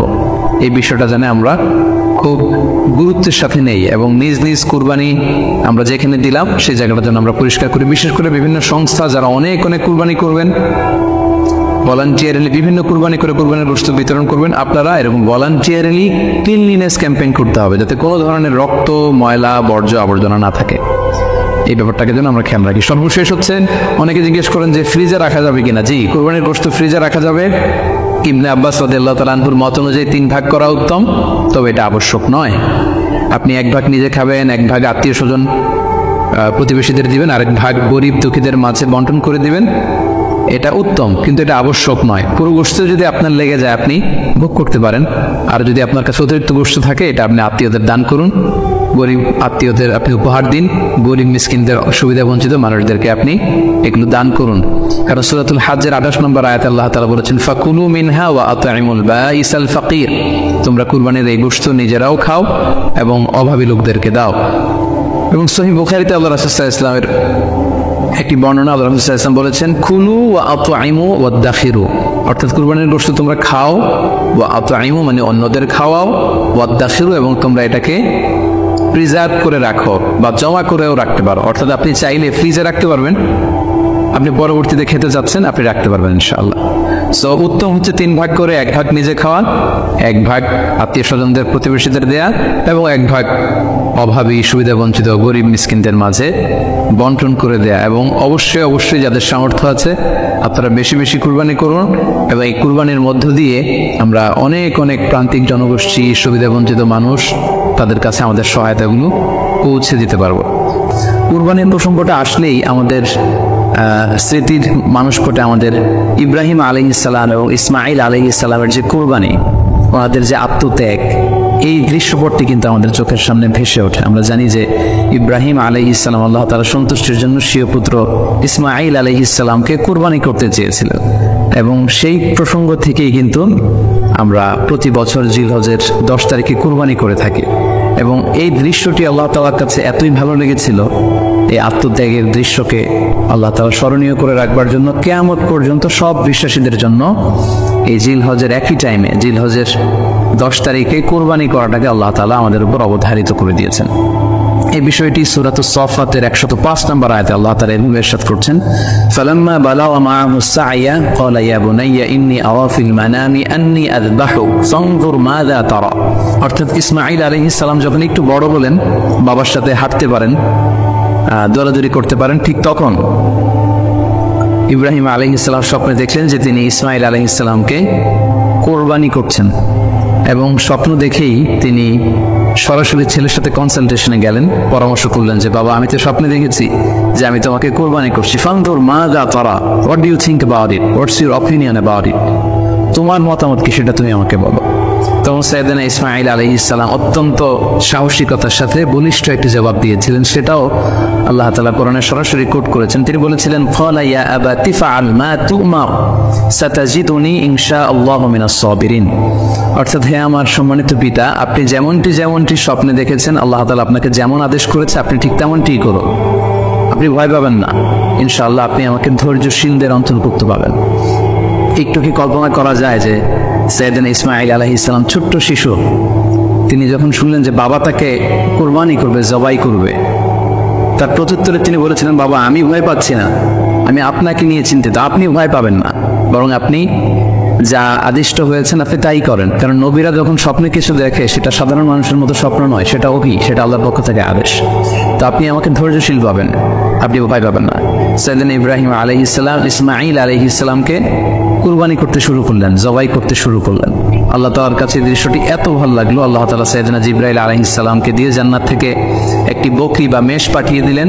সাইয়েদনা ইসমাঈল আলাইহিস সালামকে ছুরির নিচ থেকে সরিয়ে ফেলা হলো, আর সেখানে ইসমাঈল আলাইহিস সালামের পরিবর্তে একটি জান্নাত থেকে আনা বকরি বা ছাগলকে সেখানে কুরবানি করা হলো। আল্লাহ তাআলা বললেন, কদ সাদ্দাকতা রুইয়া, ইব্রাহিম তুমি তো তোমার স্বপ্নকে সত্যায়ন করেছো, বাস্তবে রূপান্তরিত করেছো, তুমি তো এই কঠিন পরীক্ষায় সফলতার সাথে উত্তীর্ণ হয়েছ। সাইয়েদনা ইব্রাহিম আলাইহিস সালাম পরীক্ষায় উত্তীর্ণ হলেন এবং বাপ বেটার এই দৃশ্যায়নটি আল্লাহ তাআলার কাছে এত ভালো লেগেছে, আরশের উপর থেকে আল্লাহ তাআলা এত পছন্দ করেছেন ওনাদের স্যাক্রিফাইসকে, কুরবানিকে, কিয়ামত পর্যন্ত আমরাও যাতে কুরবানি করি আল্লাহ তাআলা আমাদের জন্য এটাকে অবধারিত করে দিয়েছেন। সমাজে শুধু এখানে আমাদের জন্য সবচেয়ে বড় যে শিক্ষণীয় বিষয় সেটি হচ্ছে সাইয়েদনা ইব্রাহিম আলাইহিস সালামের ঔরসে যখন ইসমাঈল আলাইহিস সালাম আসে, তখন তাফসীরে এসেছে ইব্রাহিম আলাইহিস সালামের বয়স ছিল 86 বছর। Could you imagine that? 86 বছর বয়সে যখন একটা সন্তান আল্লাহ তাআলা ওনাকে দান করলেন, আল্লাহ তাআলা বললেন যে সেই সন্তানকে তুমি জবাই করো। আমরা অনেক দম্পতির কথা জানি, তাদের সন্তান হয় না, 15 বছর, 20 বছর, 25 বছর পর অনেক সময় তাদের সন্তান হয়। সেই সন্তানটাকে তারা কত পছন্দ করে, সেই বাচ্চাটাকে তারা কত আদর করে। তো 86 বছর বয়সে আল্লাহ তাআলা ইসমাঈল আলাইহিস সালামকে দান করেছিলেন। এই আদরের সন্তানটাকে আল্লাহ তাআলা বললেন তুমি কুরবানি করো। কারণ এই বয়স্ক অবস্থায় যখন ইব্রাহিম আলাইহিস সালাম ইসমাঈল আলাইহিস সালামকে পেয়েছিলেন, তখন তিনি হৃদয়টাকে উজাড় করে দিয়ে নিজের ছেলেটাকে ভালোবাসতে শুরু করলেন এবং হৃদয়ের ভালোবাসার জায়গাটার মধ্যে যে সিংহাসন, সেই সিংহাসনে তিনি ইসমাঈলকে বসিয়েছিলেন। আল্লাহ তাআলা চেয়েছিলেন যে ইসমাঈলকে সেখান থেকে সরিয়ে ওই ভালোবাসার সিংহাসনের জায়গাটাতে তুমি যেন আল্লাহ তাআলাকে স্থান দাও, এবং সেটাই পরীক্ষা সেই পরীক্ষাটাই তিনি বেসিক্যালি সাইয়েদনা ইব্রাহিম আলাইহিস সালামের কাছ থেকে করেছিলেন এবং সেই পরীক্ষায় সাইয়েদনা ইব্রাহিম আলাইহিস সালাম সফলতার সাথে উত্তীর্ণ হয়েছিলেন। অর্থাৎ আল্লাহ চেয়েছিলেন যে তোমার হৃদয়ের ভালোবাসার সবচাইতে বড় জায়গাটা হচ্ছে ইসমাঈলের, তোমার পুরো হৃদয়টা জুড়ে আছে ইসমাঈল। আমি চাই তুমি আমার সন্তুষ্টির জন্য এই ইসমাঈলকে বিলিয়ে দাও, এই ইসমাঈলকে কুরবানি করে দাও। সময় শুধু এই স্টোরিটা থেকে আমাদের জন্য শিক্ষা হচ্ছে যে সাইয়েদনা ইব্রাহিম আলাইহিস সালামের হৃদয়ের সবচাইতে পছন্দনীয় বিষয়টা ছিল ইসমাঈল। তিনি ইসমাঈল আলাইহিস সালামকে, নিজের ছেলেকে বেশি পছন্দ করতেন। ইব্রাহিম আলাইহিস সালামের হৃদয়ে যেমনি ইসমাঈল ছিল, আমাদের প্রত্যেকের হৃদয়ে কিন্তু এরকম এক একটা ইসমাঈল আছে, কল্পিত ইসমাঈল, রূপক ইসমাঈল। আমাদের কারো হৃদয়ের ইসমাঈল হচ্ছে আমাদের টাকা পয়সা, আমাদের কারো হৃদয়ের ইসমাঈল হচ্ছে আমার ব্যাংক ব্যালেন্স, আমাদের কারো হৃদয়ের ইসমাঈল হচ্ছে আমার দামি গাড়ি, আমাদের কারো হৃদয়ের ইসমাঈল হচ্ছে আমাদের যশ, খ্যাতি, আমাদের ক্ষমতা, প্রতিপত্তি, এগুলো। আল্লাহ তাআলা চান আমাদের প্রত্যেকের যার যার হৃদয়ের ইসমাঈল যেটা, সেটাকে আমরা আল্লাহ তাআলার সন্তুষ্টির জন্য উৎসর্গ করতে পারবো কিনা, আল্লাহ তাআলার খুশির জন্য, সেরেফ শুধুমাত্র আল্লাহ তাআলার জন্য আমার হৃদয়ের ইসমাঈলটাকে আমি স্যাক্রিফাইস করতে পারবো কিনা। এই শিক্ষাটা দেওয়ার জন্যই বেসিক্যালি আল্লাহ তাআলা এই কুরবানিকে আমাদের জন্য প্রেসক্রাইব করেছেন। আল্লাহ তাআলা চান যে আমাদের হৃদয়ের পুরো জায়গাটা জুড়ে যেন আল্লাহ তাআলার সন্তুষ্টি, আল্লাহ তাআলার ভালোবাসা, আল্লাহকে যে আমরা ফিল করি, আল্লাহকে যে আমরা ভয় পাই, সেই জায়গাটাতে যেন আমরা আল্লাহ তাআলাকে রাখতে পারি। এটাই মূলত আল্লাহ তাআলা আমাদের কাছ থেকে চান, এবং আমাদের জীবনের সব কাজগুলোই হবে শুধুমাত্র কেবলমাত্র আল্লাহ তাআলার সন্তুষ্টির জন্য। এজন্য বিশ্বনবী সাল্লাল্লাহু আলাইহি ওয়াসাল্লামকে কিন্তু আল্লাহ রাব্বুল আলামিন শিখিয়ে দিয়েছেন যে কুল ইন্না সলাতি ওয়া নুসুকি ওয়া মাহইয়ায়া ওয়া মামাতি লিল্লাহি রাব্বিল আলামিন। হে নবী আপনি বলুন যে আমার নামাজ, আমার কুরবানি, আমার জীবন, আমার মরণ সবটাই তো আল্লাহর জন্য। তাই আমাদের হৃদয়ে যদি আমরা আল্লাহকে স্থান দিতে পারি, আমাদের সবকিছু, সাইয়েদনা ইব্রাহিম আলাইহিস সালাম যেন নিজের প্রিয় পুত্র সন্তানকে কুরবানি করেছিলেন, ঠিক তেমনি ভাবে আমাদের হৃদয়ের ইসমাঈলটাকেও যদি আমরা আল্লাহ সন্তুষ্টির জন্য স্যাক্রিফাইস করতে পারি, কুরবানি করতে পারি, তাহলেই কিন্তু এই কুরবানির শিক্ষাটা আমাদের জন্য বাস্তবায়িত হবে বা সফল হবে। এবং এই শিক্ষাটা দেওয়ার জন্য আল্লাহ তাআলা এই কুরবানির বিধানকে আমাদের জন্য জারি করেছেন, যে আমাদের হৃদয়ে শুধু আল্লাহ তাআলার ভয় থাকবে। এবং এই যে আমরা কুরবানি করবো, কুরবানির রক্ত, গোশত, চামড়া কোনোটাই কিন্তু আল্লাহ তাআলার কাছে পৌঁছে না, পৌঁছে হচ্ছে আমাদের হৃদয়ের ভয়, তাকওয়াটা আল্লাহ তাআলার কাছে পৌঁছে। সূরাতুল হজ্জের 37 নম্বর আয়াতে আল্লাহ বলছেন, লা ইয়ানালাল্লাহু লুহুমুহা ওয়ালা দিমাউহা ওয়ালাকি ইয়ানালুহুত তাকওয়া মিনকুম। এই কুরবানির রক্ত, কুরবানির গোশত এগুলো তো আল্লাহর কাছে পৌঁছে না, আল্লাহর কাছে পৌঁছে হচ্ছে তোমাদের তাকওয়া। আমরা কতটা ইখলাসের সাথে, কতটা আন্তরিকতার সাথে, কতটা আনুগত্যের সাথে আমাদের সম্পদ, আমাদের নিজেদেরকে আমরা আল্লাহর কাছে সোপর্দ করতে পেরেছি, আমরা কতটা আল্লাহর সমর্পিত বান্দা হতে পেরেছি, এটাই হচ্ছে এই কুরবানির শিক্ষা, যেটা সাইয়েদনা ইব্রাহিম আলাইহিস সালাম গোটা বিশ্ববাসীর জন্য নিদর্শন এই ঘটনার মধ্যে দিয়ে কিন্তু আমাদের জন্য রেখে গিয়েছেন। তাই আমরা এই কুরবানির মধ্য দিয়ে এটা যেন ফিল করি যে আমাদের সবটুকু আমরা আল্লাহর জন্য বিলিয়ে দিতে প্রস্তুত আছি। সম্মানিত, শুধু এই কুরবানির দিনে ইয়াউমুন নাহারে বা 10 জিলহজে আমরা যে কুরবানি উদযাপন করবো, ঈদুল আজহা উদযাপন করবো, এই দিনের সবচাইতে প্রিয় আমল হচ্ছে আল্লাহ তাআলার কাছে পশু জবাই করে, যেটা আমরা বলেছি ইব্রাহিম আলাইহিস সালামের সেই ঘটনা, সেই দৃশ্যায়নের পুনরাবৃত্তি আল্লাহ তাআলা সেটা দেখতে চান। আমরা পশু জবাই করে রক্ত প্রবাহিত করে দেয়, এটা আল্লাহ তাআলার কাছে খুবই পছন্দনীয়। সুনানে তিরমিজিতে এসেছে, আয়েশা রাদিয়াল্লাহু তাআলা আনহা থেকে বর্ণিত, তিনি বলেন, আন্না রাসূলুল্লাহ সাল্লাল্লাহু আলাইহি ওয়াসাল্লাম قال, আল্লাহ রাসূল সাল্লাল্লাহু আলাইহি ওয়াসাল্লাম বলেছেন, মা আমিলা আদামিয়ুন মিন আমালিন ইয়াউমান নাহর আহাব্বা ইলাল্লাহি মিন ইহরাকিন দাম। অর্থাৎ ইয়াউমুন নাহারে 10 জিলহজে পশু কুরবানি দিয়ে সে পশুর রক্ত প্রবাহিত করে দেওয়ার চেয়ে শ্রেষ্ঠ কোনো আমল আল্লাহর কাছে হতে পারে না, এর চেয়ে কোনো প্রিয় আমল আল্লাহর কাছে নেই। তার মানে কুরবানির দিনে সবচাইতে প্রিয় আমল, আল্লাহর কাছে পছন্দনীয় আমল হচ্ছে কুরবানি করা। তাই আমাদের যাদের সাধ্য আছে আমরা যেন বেশি বেশি কুরবানি করি। সম্মানিত, শুধু আমরা জানি যে এই কুরবানিকে আল্লাহ তাআলা আমাদের উপর আবশ্যক করেছেন। কুরবানির হুকুম সম্পর্কে যদি বলি তাহলে বলবো যে এটা ওয়াজিব হানাফি স্কুল অফ থট অনুযায়ী, কিন্তু অন্যান্য মাযহাবে এটাকে সুন্নাতে মুআক্কাদা বলা হয়েছে। মেজরিটি স্কলাররা, জুমহুরুল ফুকাহা, ইমাম শাফিঈ, আহমদ এবং ইমাম মালিকদের মতে, তাদের মতে এটা হচ্ছে সুন্নাতে মুআক্কাদা। কিন্তু হানাফি মাযহাবে এই কুরবানি করা হচ্ছে ওয়াজিব। যেহেতু আমরা আমাদের বাংলাদেশে বেশিরভাগই হচ্ছে হানাফি মাযহাবের অনুসারী, সো এটা কিন্তু আমাদের জন্য অবধারিত। যাদেরকে আল্লাহ তাআলা সম্পদ দিয়েছেন, টাকা পয়সার মালিক বানিয়েছেন, স্বাবলম্বী করেছেন, আমাদের প্রত্যেকের উপর কিন্তু এই কোরবানি করাটা ওয়াজিব। যেহেতু কোরবানি একেবারে আমাদের সন্নিকটে, সো এই কোরবানি নিয়ে আমাদের মধ্যে অনেক ধরনের প্রশ্ন রয়েছে। খুব বেশি যে প্রশ্নটি করা হয়েছে সেটি হচ্ছে জানতে চাওয়া হয়েছে 7 ভাগে কোরবানি করা যাবে কিনা। এই ধরনের প্রশ্ন কিন্তু আমরা আগে শুনতাম না। রিসেন্টলি কিছু কিছু স্কলারদের আলোচনা বা এতে করে লোকজন হয়তো বিভ্রান্তিতে ভোগেন কিংবা একটা ধোঁয়াশা তৈরি হয়, ফলে এই প্রশ্নটি করা হচ্ছে। আমরা আবহমান কাল থেকে আমাদের প্রিয় মাতৃভূমি বাংলাদেশে হয়তো ছাগল কুরবানি দিয়েছি অথবা গরু কুরবানি দিয়েছি সর্বোচ্চ 7 ভাগে। সো এটা আমাদের সবার কাছে জানা ছিল, এ নিয়ে আগে সংশয় ছিল না। ইদানিংকালে অনেকের মধ্যে এই বিষয়ে সংশয় জেগেছে। কেউ কেউ বলে থাকেন যে ভাগে যদি কুরবানি দেওয়া হয় 7 জনে মিলে, গরুতে বা মহিষে বা উটে, এই ভাগে কুরবানি হবে না, এটা অনেকে বলে থাকেন। এই কথাটি আসলে ঠিক নয়। আপনি যদি ভাগে কুরবানি দিতে চান এটি জায়েজ আছে, এবং একটি উটে বা মহিষে বা গরুতে আপনি সর্বোচ্চ 7টি ভাগে কুরবানি দিতে পারবেন ইনশাআল্লাহ। এ ব্যাপারে সহিহ মুসলিমের একটি হাদিসকে আমরা এখানে উল্লেখ করতে চাই। সাইয়েদনা জাবের রাদিয়াল্লাহু তাআলা আনহু থেকে বর্ণিত, তিনি বলেন, ক্বালা হাজাজনা মা রাসূলিল্লাহি সাল্লাল্লাহু আলাইহি ওয়াসাল্লাম, আমরা আল্লাহর রাসূল সাল্লাল্লাহু আলাইহি ওয়াসাল্লামের সাথে হজ করেছি। ফানাহারনাল বাঈরা আন সাবআ, সেখানে আমরা উট কুরবানি দিয়েছি 7 জনের পক্ষ থেকে। ওয়াল বাকারাতা আন সাবআ, আর আমরা সেখানে গরু কুরবানি দিয়েছি 7 জনের পক্ষ থেকে। খুব সুস্পষ্ট, একটি উটে ওনারা 7 জন অংশগ্রহণ করতেন, একটি গরুতে 7 জন অংশগ্রহণ করতেন। তো এই হাদিসের আলোকে অনেকে বলে থাকেন যে এটি হজের সময়, সফরের সময়, কিন্তু মুকিম অবস্থায় 7 ভাগে দেয়া যায় না। আসলে এই কথাটিও ঠিক নয়, কারণ সুনানে আবু দাউদের আরেকটি হাদিসে এসেছে যেখানে আল্লাহ রাসূল সাল্লাল্লাহু আলাইহি ওয়াসাল্লাম সুস্পষ্ট বলেছেন, সেখানে হজ বা কোনো সফরের উল্লেখ নেই। সেটা হচ্ছে জেনারেল স্টেটমেন্ট, অর্থাৎ আল বাকারাতু আন সাবআ, গরুতে সর্বোচ্চ 7 অংশ দিয়ে কুরবানি দেয়া যায়। ওয়াল জাযুরু আন সাবআ, আর উটের ক্ষেত্রেও সর্বোচ্চ 7 অংশ দিয়ে কুরবানি দেয়া যায়। তো এই হাদিস, দ্বিতীয় যে হাদিসটি উল্লেখ করলাম, এটা হচ্ছে জেনারেল স্টেটমেন্ট। সেখানে সফর মুকিম কোনো কথা বলা হয়নি। ইন জেনারেলি বলা হয়েছে যে উটে 7 ভাগ দেয়া যায়, গরুতে 7 ভাগ দেয়া যায়। সো আমরা যারা ভাগে কুরবানি দিচ্ছি 7 জন মিলে একটি গরু, আপনারা নিঃসন্দেহে সানন্দ চিত্তে নিশ্চিন্তে কুরবানি দিতে পারেন। সহিহ হাদিসের আলোকে এটি সাব্যস্ত, এতে কোনো সমস্যা নেই ইনশাল্লাহ। তবে ভাগে কুরবানিতে কিংবা যৌথ কুরবানিতে কয়েকটি বিষয় আমাদেরকে খেয়াল রাখতে হবে। নাম্বার 1 হচ্ছে নিয়ত। আপনাদের ইন্টেনশনটা ক্লিয়ার হতে হবে।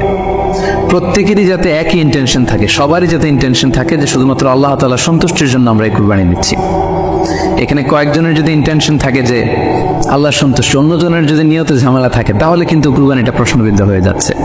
কারণ ইন্নামাল আমালু বিন্নিয়াত, ইয়ানি ইন্নামা সাওয়াবুল আমালি বিন্নিয়াত, সমস্ত কাজের প্রতিদান দেয়া হবে আপনার ইন্টেনশন বা নিয়তের উপর ভিত্তি করে।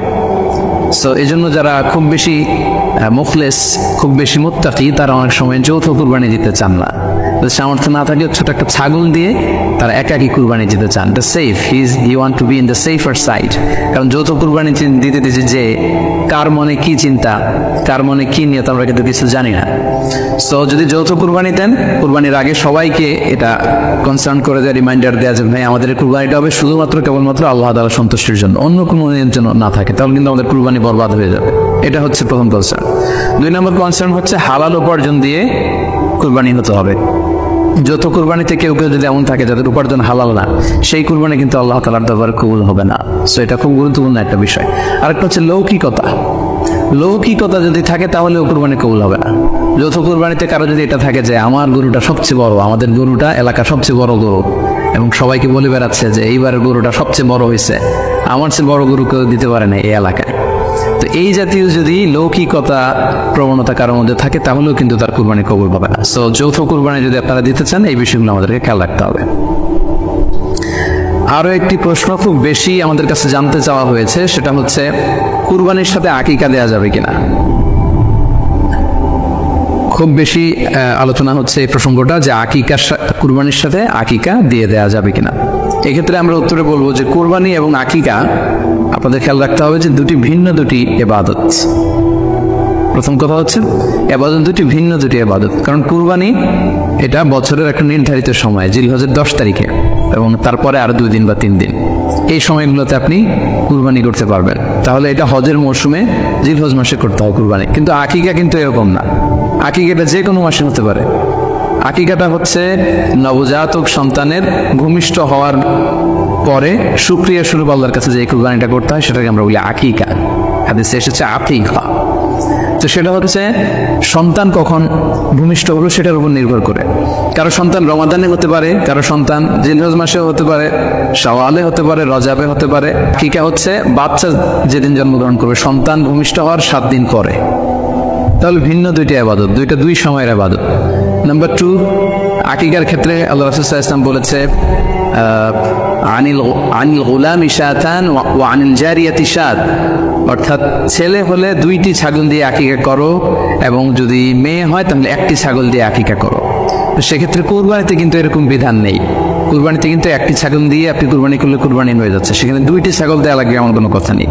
তো এভাবে আমরা বুঝতে পারতেছি, খুবই স্পষ্টত কমন সেন্স খাটালেও আমরা বুঝতে পারতেছি, এবং আল্লাহ রাসূল সাল্লাল্লাহু আলাইহি ওয়াসাল্লামের ভাষ্যগুলো অনুসারে আমরা বুঝতে পারছি দুইটা 2 ধরনের ইবাদত।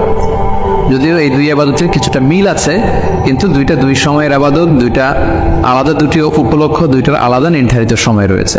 যেমন আকিকার ক্ষেত্রে সুন্নাহ হচ্ছে বাচ্চা যেদিন জন্মগ্রহণ করবে তার 7ম দিন শেষে 7 দিন পরে আপনি আকিকা করবেন। আল্লাহ রাসূল সাল্লাল্লাহু আলাইহি ওয়াসাল্লাম বলেছেন কুল্লু গুলামিন মুরতাহানুন বিআকিকাতিহি তুযবাহু আনহু ইয়াওমা সাবিহি, প্রত্যেক সন্তানের আকিকা দিতে হয় তার 7ম দিনে।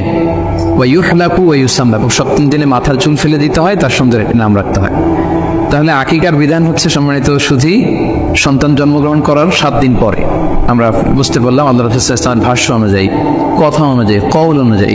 এবার যদি আমরা আল্লাহ রাসূল সাল্লাল্লাহু আলাইহি ওয়াসাল্লামের আমল দেখি, ওনার ব্যক্তিগত আমল কি ছিল, সেক্ষেত্রে আমরা সহিহ ইবনে হিব্বানের একটি হাদিস উল্লেখ করব, যেটিকে ইবনে হাজার আল আসকালানী উনি ওনার ফাথুল বারীতে সহিহ হিসেবে উল্লেখ করেছেন। আয়েশা রাদিয়াল্লাহু তাআলা আনহার বর্ণনা, তিনি বলেন যে আফা রাসূলুল্লাহ সাল্লাল্লাহু আলাইহি ওয়াসাল্লাম আনিল হাসানি ওয়াল হুসাইনি ইয়াউম আস-সাবিঈ ওয়া সাম্মাহুমা, আল্লাহ রাসূল সাল্লাল্লাহু আলাইহি ওয়াসাল্লাম নিজে ওনার দৌহিত্র অর্থাৎ ওনার নাতি হাসান এবং হুসাইনের আকিকা নিজে করেছেন 7ম দিনে, এবং 7ম দিনে তাদের নাম রেখেছেন। একজনের নাম রেখেছেন হাসান, আরেকজনের নাম হুসাইন। অর্থাৎ হাসান রাদিয়াল্লাহু আগে জন্মগ্রহণ করেছিলেন, ওনার চেয়ে ছোট ছিল হোসেন, উনি পরে জন্মগ্রহণ করেছেন। তো ওনাদের জন্মের পরে 7 দিন পরে আল্লাহ রাসূল সাল্লাল্লাহু আলাইহি ওয়াসাল্লাম ওনাদের আকিকা দিয়েছিলেন, এবং 7ম দিনে উনি আকিকাও দিয়েছেন এবং তাদের নামও রেখেছেন।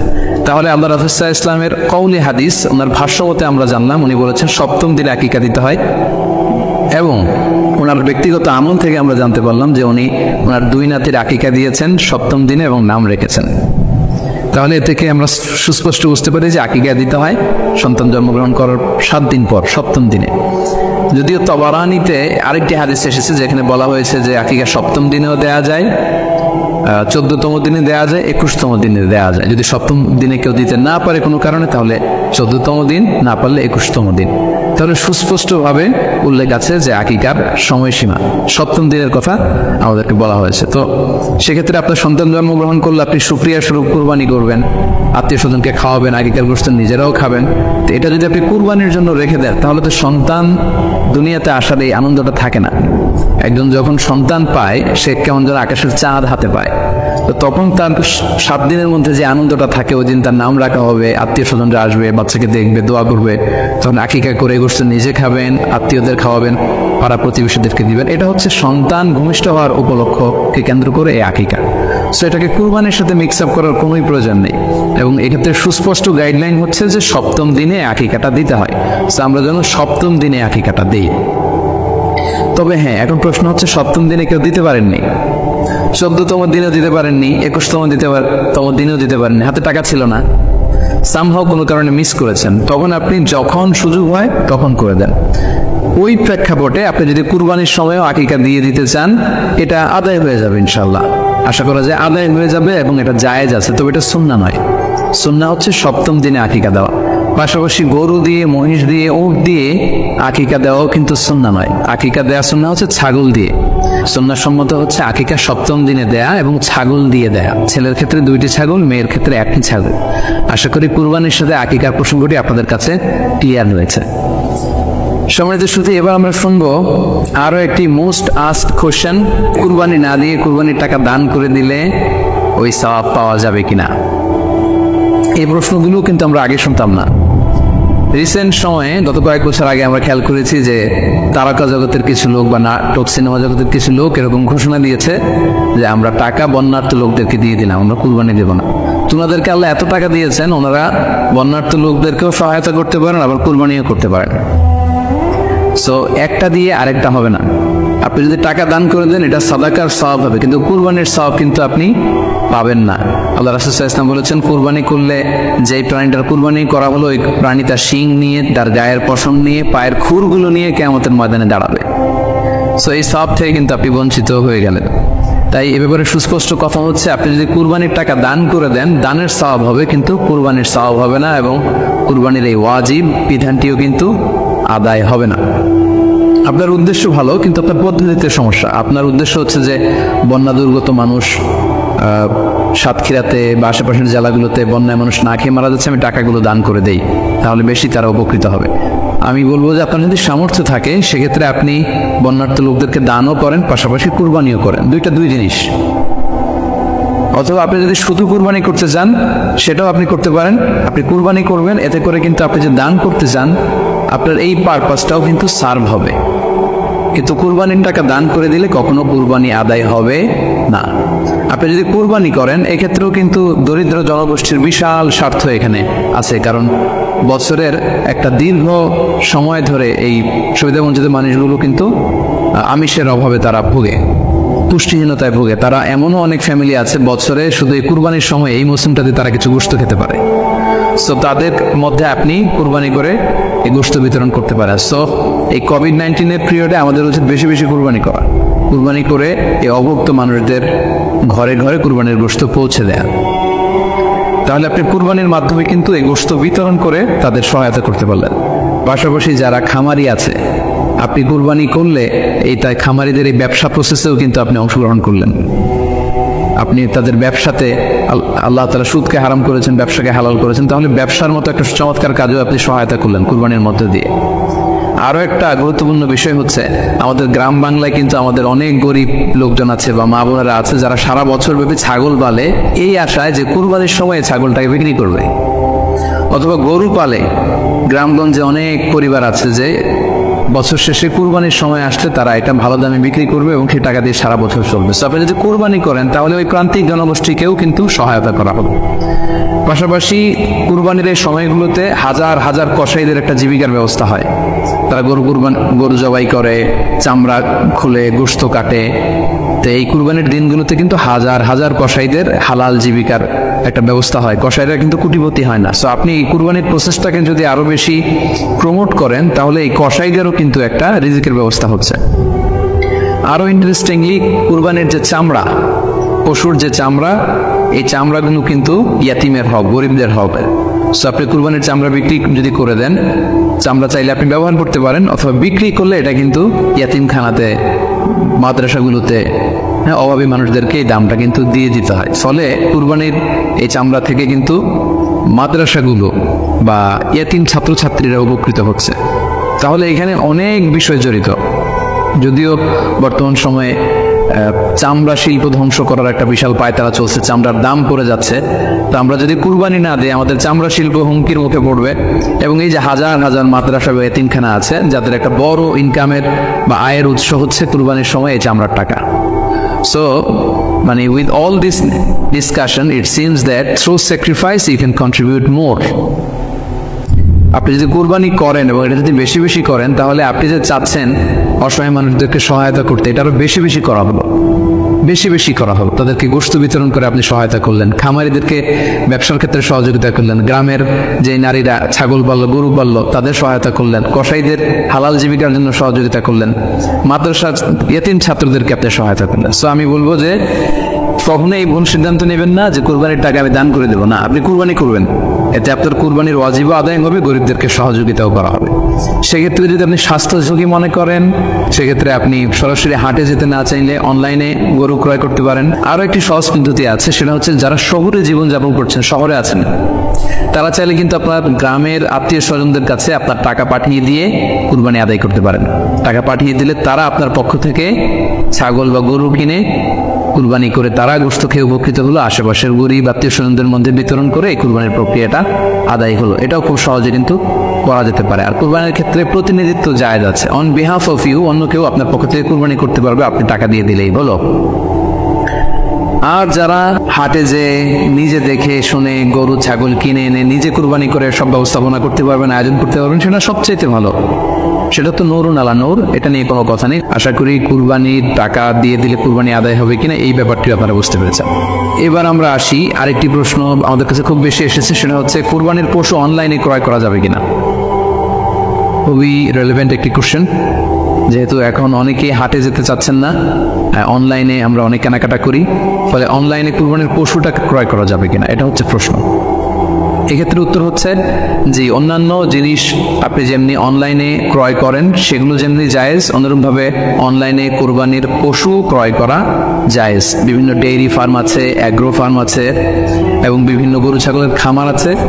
তারা কিন্তু আমি দেখলাম যে তারা গরুর অ্যাড দিচ্ছে, গরুর ভিডিও সেখানে আপলোড করে দিচ্ছে, সেখানে তাদের ক্লায়েন্টরা সেটা দেখে তারা গরু ক্রয় করছে। যে এটা জায়েজ আছে ইনশাল্লাহ।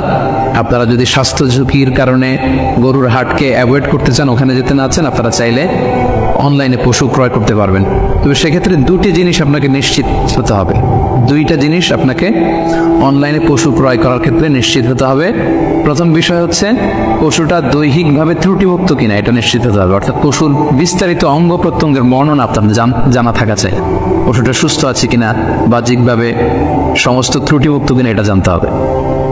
দুই নম্বর হচ্ছে পশুর বয়স সম্পর্কে আপনার জানতে হবে, কারণ যে কোনো বয়সের পশু দিয়ে কুরবানি করা যায় না, এটা নির্ধারিত বয়স সীমা দেওয়া আছে শরিয়াতে, সেটা আপনাকে মেনটেন করতে হবে। প্রথম হচ্ছে সালিমাতুন মিনাল উয়ুবি যাহিরা, বাহ্যিক ত্রুটিমুক্ত হওয়া। যে কোনো পশু দিয়ে কিন্তু, অসুস্থ পশু দিয়ে কুরবানি করলে কিন্তু কুরবানি হবে না। এক্ষেত্রে আমরা সুনানে নাসাইর একটি হাদিস উল্লেখ করব। হাদিসটি সহিহ, বারা ইবনে আসিফ রাদিয়াল্লাহু তাআলা আনহু বর্ণনা করেছেন। আল্লাহ রাসূল সাল্লাল্লাহু আলাইহি ওয়াসাল্লাম বলেছেন, লা ইয়াজুজু মিনাদ দাহায়া আল আওরাউল বাইয়িন আওরুহা, এমন পশু দিয়ে কুরবানি হবে না যে এই পশুটা সুস্পষ্টভাবে অন্ধ, অন্ধ কানা কোনো পশু দিয়ে কুরবানি হবে না। ওয়াল আরজাউল বাইয়িন আরাজুহা, খোড়া কুরবানি যেখানে করা হবে ওই জায়গা পর্যন্ত হেঁটে যেতে পারছে না, মাঠ থেকে বাড়িতে আনা যাচ্ছে না, এরকম খোড়া প্রাণী দিয়ে কুরবানি করা যাবে না। ওয়াল মারিদাতুল বাইয়িনু মারাদুহা, খুব বেশি অসুস্থ, খুবই দুর্বল অসুস্থ প্রাণী দিয়ে কুরবানি করা যাবে না। ওয়াল আজফাউল্লাতী লা তুতি, এবং এমন এমন বয়স্ক বৃদ্ধ প্রাণী যে অতি বয়সের ভারে এটা নুজ্জ হয়ে গিয়েছে এবং এর হাড্ডির ভেতরে যে মজ্জা, এই মজ্জা শুকিয়ে গিয়েছে, এরকম প্রাণী দিয়েও কিন্তু কুরবানি করা যাবে না। তাহলে সুনানে নাসাইর এই সহিহ হাদিসটির মধ্য দিয়ে আমরা বুঝতে পারলাম যে অন্ধ প্রাণী দিয়ে কুরবানি করা যায় না, খোড়া প্রাণী দিয়ে করা যায় না, খুবই দুর্বল প্রাণী দিয়ে এবং খুব বয়স হয়েছে এরকম প্রাণী দিয়ে কিন্তু কুরবানি করা যাবে না। তারপর আমরা সুনানে তিরমিজির আরেকটি হাদিস এখানে উল্লেখ করব। এই হাদিসটিও হাসান পর্যায়ের হাদিস। বর্ণনাকারী হচ্ছেন আলী রাদিয়াল্লাহু তাআলা আনহু। তিনি বলেন, নাহা রাসূলুল্লাহ সাল্লাল্লাহু আলাইহি ওয়াসাল্লাম আইয়ুদহা বিআ'দাবিল করনি ওয়াল উযুন, অর্থাৎ আল্লাহ রাসূল সাল্লাল্লাহু আলাইহি ওয়াসাল্লাম শিং ভাঙা এবং কান কাটা এরকম প্রাণী দিয়ে কুরবানি করতে নিষেধ করেছেন। অর্থাৎ ব্রোকেন হর্নস এন্ড ইয়ার্স, কোনো পশুর যদি শিং দুটো ভাঙা থাকে অথবা কান কাটা থাকে এরকম প্রাণী দিয়ে কুরবানি করলে কুরবানি আদায় হবে না। পশুর কানের ব্যাপারে আরো সুস্পষ্ট হাদিস এসেছে সুনানে তিরমিজিতে, এটিও হাসান পর্যায়ের হাদিস। বর্ণনাকারী সাইয়েদনা আলী রাদিয়াল্লাহু তাআলা আনহু, তিনি বলেন যে নাহা রাসূলুল্লাহ সাল্লাল্লাহু আলাইহি ওয়াসাল্লাম আইয়ুদহা বিমুকাবালা আও মুদাবারা আও শারকা আও খারকা আও জাদআ, অর্থাৎ আল্লাহ রাসূল সাল্লাল্লাহু আলাইহি ওয়াসাল্লাম মুকাবালা মানে এমন প্রাণী যে প্রাণীর কানের সামনের অংশ কাটা, এরকম প্রাণী দিয়ে কুরবানি করা যাবে না। আও মুদাবারা, এমন প্রাণী যে প্রাণীর কানের পেছনের অংশ কাটা, সেটা দিয়ে কুরবানি করা যাবে না। আও শারকা, অথবা কানের মাঝখানে কাটা দুই দিক ঝুলে আছে, করা যাবে না। আও খারকা, অথবা কানের ভেতরে ছিদ্র, পশুর কানে যদি ছিদ্র থাকে, কেটে যে ছিদ্র হয়ে গিয়েছে, ড্রিলড হয়ে গিয়েছে, সেই প্রাণী দিয়ে কুরবানি করা যাবে না। আও জাদা, অথবা নাক কাটা, এরকম প্রাণী দিয়ে কুরবানি করা যাবে না। তাহলে আল্লাহ রাসূল সাল্লাল্লাহু আলাইহি ওয়াসাল্লাম ভাষ্যমতে এই প্রাণীগুলো দিয়ে কুরবানি করা যাবে না। ফলে আপনি অনলাইনে যদি পশু ক্রয় করতে চান, আপনার যে পশুটা ক্রয় করবেন এটা বাহ্যিকভাবে সুস্থ আছে কিনা, অঙ্গ প্রত্যঙ্গের বিস্তারিত বর্ণনার ভিডিওতে আপনাকে ক্রস চেক করে এবং বাড়িতে আনার পরে সেটাকে দেখে এই পারচেজটা আপনাকে নিশ্চিত করতে হবে। 2 নম্বর খেয়াল রাখবার বিষয় হচ্ছে পশুর বয়স। কুরবানির পশুর একটা নির্ধারিত বয়স সীমা আছে। সেক্ষেত্রে উটের জন্য 5 বছর হওয়া লাগবে কমপক্ষে, গরু বা মহিষের ক্ষেত্রে কমপক্ষে 2 বছর হতে হবে এবং ছাগলের ক্ষেত্রে কমপক্ষে 1 বছর হতে হবে। আবার বলছি, উট 5 বছর, গরু 2 বছর এবং ছাগল 1 বছর। তবে মেষ বা ভেড়া, দুম্বা এগুলো যদি 6 মাসের হয়, দেখতে যদি মোটা সোটা হয়, 1 বছরের মতো মনে হয়, তাহলে সেগুলো দিয়েও কুরবানি করা যাবে। সেক্ষেত্রে পশুর যে দাঁত আছে, নিচের পাটের যে পশুর দাঁত, এই দাঁতগুলোর পাশে 2টা ধারালো দাঁত থাকে, এগুলো উঠেছে কিনা এগুলো দেখে দেখে আপনারা পশুর বয়সকে নির্ণয় করতে পারবেন। তাহলে অনলাইনে ক্রয়ের ক্ষেত্রে আমাদের উত্তর হচ্ছে যে অনলাইনে আপনি পশু ক্রয় করতে পারবেন। সেক্ষেত্রে আপনাকে 2টি বিষয় খুব খেয়াল রাখতে হবে। এক হচ্ছে পশুর অঙ্গ প্রত্যঙ্গ ঠিক আছে কিনা, বাহ্যিকভাবে সব ধরনের ত্রুটিমুক্ত কিনা। 2 নম্বর হচ্ছে পশুর বয়স। এই 2টি জিনিস যদি আপনি এনশিওর করেন, আপনি অনলাইনে পশু ক্রয় করে সেটা দিয়ে কুরবানি করলে কুরবানি হয়ে যাবে ইনশাআল্লাহ, কোনো সমস্যা নেই। আরো একটি প্রশ্ন আমাদের কাছে খুব বেশি এসেছে, সেটা হচ্ছে কুরবানি কি পুরো পরিবারের পক্ষ থেকে একজন দিতে হবে নাকি সামর্থ্যবান প্রত্যেকের দিতে হবে? আমি আবার বলছি, প্রশ্নটি হচ্ছে যে অনেকে এই প্রশ্নটি করেছেন যে পুরো পরিবার থেকে একজন দিলে হয়ে যায় নাকি সামর্থ্যবান প্রত্যেকে দিতে হয়। সম্মানিত দিনী ভাই এবং বোনেরা, এটি একটি মতবিরোধপূর্ণ মাসআলা। অর্থাৎ এই মাসআলার ক্ষেত্রে স্কলারদের মধ্যে মতভেদ পাওয়া যায়। এক্ষেত্রে 2টি মতামত। একদল স্কলার বলেছেন যে এটা পরিবারের পক্ষ থেকে একজন দিলে আদায় হয়ে যাবে। অপর মতামত হচ্ছে যে না, সামর্থ্যবান প্রত্যেকে দিতে হবে। আমরা 2টি মতামত নিয়ে আলোচনা করি। প্রথম মত হচ্ছে যে এক পরিবারের পক্ষ থেকে একজনই যথেষ্ট। এই মতামতটিও দলিলের দিক থেকে বেশ শক্তিশালী। সেক্ষেত্রে আমরা মিহনাফ ইবনে সুলাইম রাদিয়াল্লাহু তাআলা আনহুর বর্ণিত একটি হাদিস সুনানে আবু দাউদে এসেছে, হাদিসটি হাসান পর্যায়ের হাদিস। তিনি বলছেন, ওয়া নাহনু উকুফুন মা রাসূলিল্লাহ বিআরাফাতিন, আমরা রাসূল সাল্লাল্লাহু আলাইহি ওয়াসাল্লামের সাথে 9 জিলহজ আরাফার ময়দানে ছিলাম। ক্বালা, তখন আল্লাহ রাসূল সাল্লাল্লাহু আলাইহি ওয়াসাল্লাম আমাদেরকে বলেছেন, ইয়া আইয়ুহান নাস, হে মানব সকল, ইন্না আলা কুল্লি আহলি বাইতিন ফি কুল্লি আমিন উদহিয়া, অর্থাৎ প্রত্যেকটি, আল্লাহ রাসূল সাল্লাল্লাহু আলাইহি ওয়াসাল্লাম বলেছেন, প্রত্যেকটি ফ্যামিলির জন্য প্রতি বছর একটি কুরবানি ওয়াজিব হয়। আমি আবার বলছি, প্রত্যেক ফ্যামিলির জন্য প্রতি বছর কুরবানি দিতে হয় কয়টি? একটি। তাহলে কুরবানি পরিবারের পক্ষ থেকে একটি দিলেই আদায় হয়ে যাবে। সুনানে তিরমিজির আরো একটি হাদিস আমরা এখানে উল্লেখ করতে পারি। এই হাদিসটি সহিহ। সাইয়েদনা আতা ইবনে ইয়াসার রাদিয়াল্লাহু তাআলা আনহু উনি আবু আইয়ুব আল আনসারী রাদিয়াল্লাহু তাআলা আনহুকে জিজ্ঞেস করেছিলেন যে কাইফা কানাতিল উযহিয়া ফি আহদি রাসূলিল্লাহ, হে আল্লাহর নবীর সাহাবী, আল্লাহ রাসূল সাল্লাল্লাহু আলাইহি ওয়াসাল্লামের জামানাতে কুরবানি কেমন হতো, কিভাবে তারা কুরবানি দিতেন? তো আবু আইয়ুব আল আনসারী রাদিয়াল্লাহু তাআলা আনহু উনি বলেছেন কানা রাজুলু ইউদাহি বিশাতি আনহু ওয়া আন আহলিহি। আল্লাহ রাসূল সাল্লাল্লাহু আলাইহি ওয়াসাল্লামের সময়কালে লোকজন একটি ছাগল কুরবানি দিত তার পক্ষ থেকে এবং তার ফ্যামিলির পক্ষ থেকে। আনহু ওয়া আন আহলিহি, তার নিজের পক্ষ থেকে এবং ফ্যামিলির পক্ষ থেকে। অর্থাৎ এই হাদিসগুলো আমাকে বোঝা যায় যে পুরো পরিবারের পক্ষ থেকে একজন কুরবানি দিয়ে দিলেই আদায় হয়ে যাবে। স্বামীও চাকরি করেন, স্ত্রীও চাকরি করেন, স্বামীরও টাকা আছে, স্ত্রীর টাকা আছে, দুইজনের আলাদা করে দিতে হবে না। স্বামী যদি একটা ছাগল কুরবানি দিয়ে দেয় তাহলে স্ত্রীর পক্ষ থেকে পুরো ফ্যামিলির পক্ষ থেকে কুরবানি আদায় হয়ে যাবে। এই হাদিসগুলোর আলোকে বোঝা গেল। দ্বিতীয় আরেকটি মত আছে, সেই মতটি হচ্ছে প্রত্যেক সামর্থ্যবানের উপর ওয়াজিব। এটি ইমাম আবু হানিফার মত এবং আমাদের বাংলাদেশে এটিরই প্রচলন হয়ে এসেছে। আমরা এই মতামতটিকেই বেশি আমরা শুনে থাকি সব জায়গায়, যে যারাই সামর্থ্যবান প্রত্যেকের আলাদাভাবে দিতে হয়। স্বামী সামর্থ্যবান হলে স্বামীর দিতে হবে, স্ত্রী সামর্থ্যবান হলে স্ত্রীকে দিতে হবে, ছেলেরা হলে ছেলের দিতে হবে। এটা প্রত্যেকের আলাদাভাবে ইন্ডিভিজুয়ালি দিতে হয়। এবং সেক্ষেত্রে ওনারা দলিল দিচ্ছেন সুনান ইবনে মাজার একটি হাদিস, হাদিসটি সহিহ, যেখানে আল্লাহ রাসূল সাল্লাল্লাহু আলাইহি ওয়াসাল্লাম বলেছেন মান কানা লাহু সাআ, যার সামর্থ্য আছে কিন্তু ওয়ালাম ইউদাহি, সামর্থ্য থাকার পরেও সে কুরবানি দেয় না, ফালা ইয়াকরাবান্না মুসাল্লানা, সেজন্য ঈদুল আজহার দিন আমার ঈদগাহে না আসে নামাজ পড়তে। আল্লাহ রাসূল সাল্লাল্লাহু আলাইহি ওয়াসাল্লাম হুঁশিয়ারি বাণী ঘোষণা করেছেন, ধমক দিয়েছেন যে সামর্থ্য থাকার পরেও যে কুরবানি দেয় না সেজন্য আমার ঈদগাহে না আসে। এই হাদিসের আলোকে ওনারা বলেছেন মান কানা লাহু সাআ, যার সামর্থ্য আছে। ওনারা বলছেন যে এটা ইন জেনারেল, ব্যাপক, যারই সামর্থ্য আছে তাকেই দিতে হবে। সো এখানে বাস্তবতা হচ্ছে দুই পক্ষেরই খুব ভ্যালিড দলিল আছে। আর কোন মাসালার ক্ষেত্রে যখন মতবিরোধ থাকে, দুই পক্ষেরই দলিল থাকে, সেক্ষেত্রে মারামারি করাটা অনুচিত। বরং এটা হচ্ছে ইসলামের সৌন্দর্য, এখানে প্রশস্ততা রয়েছে।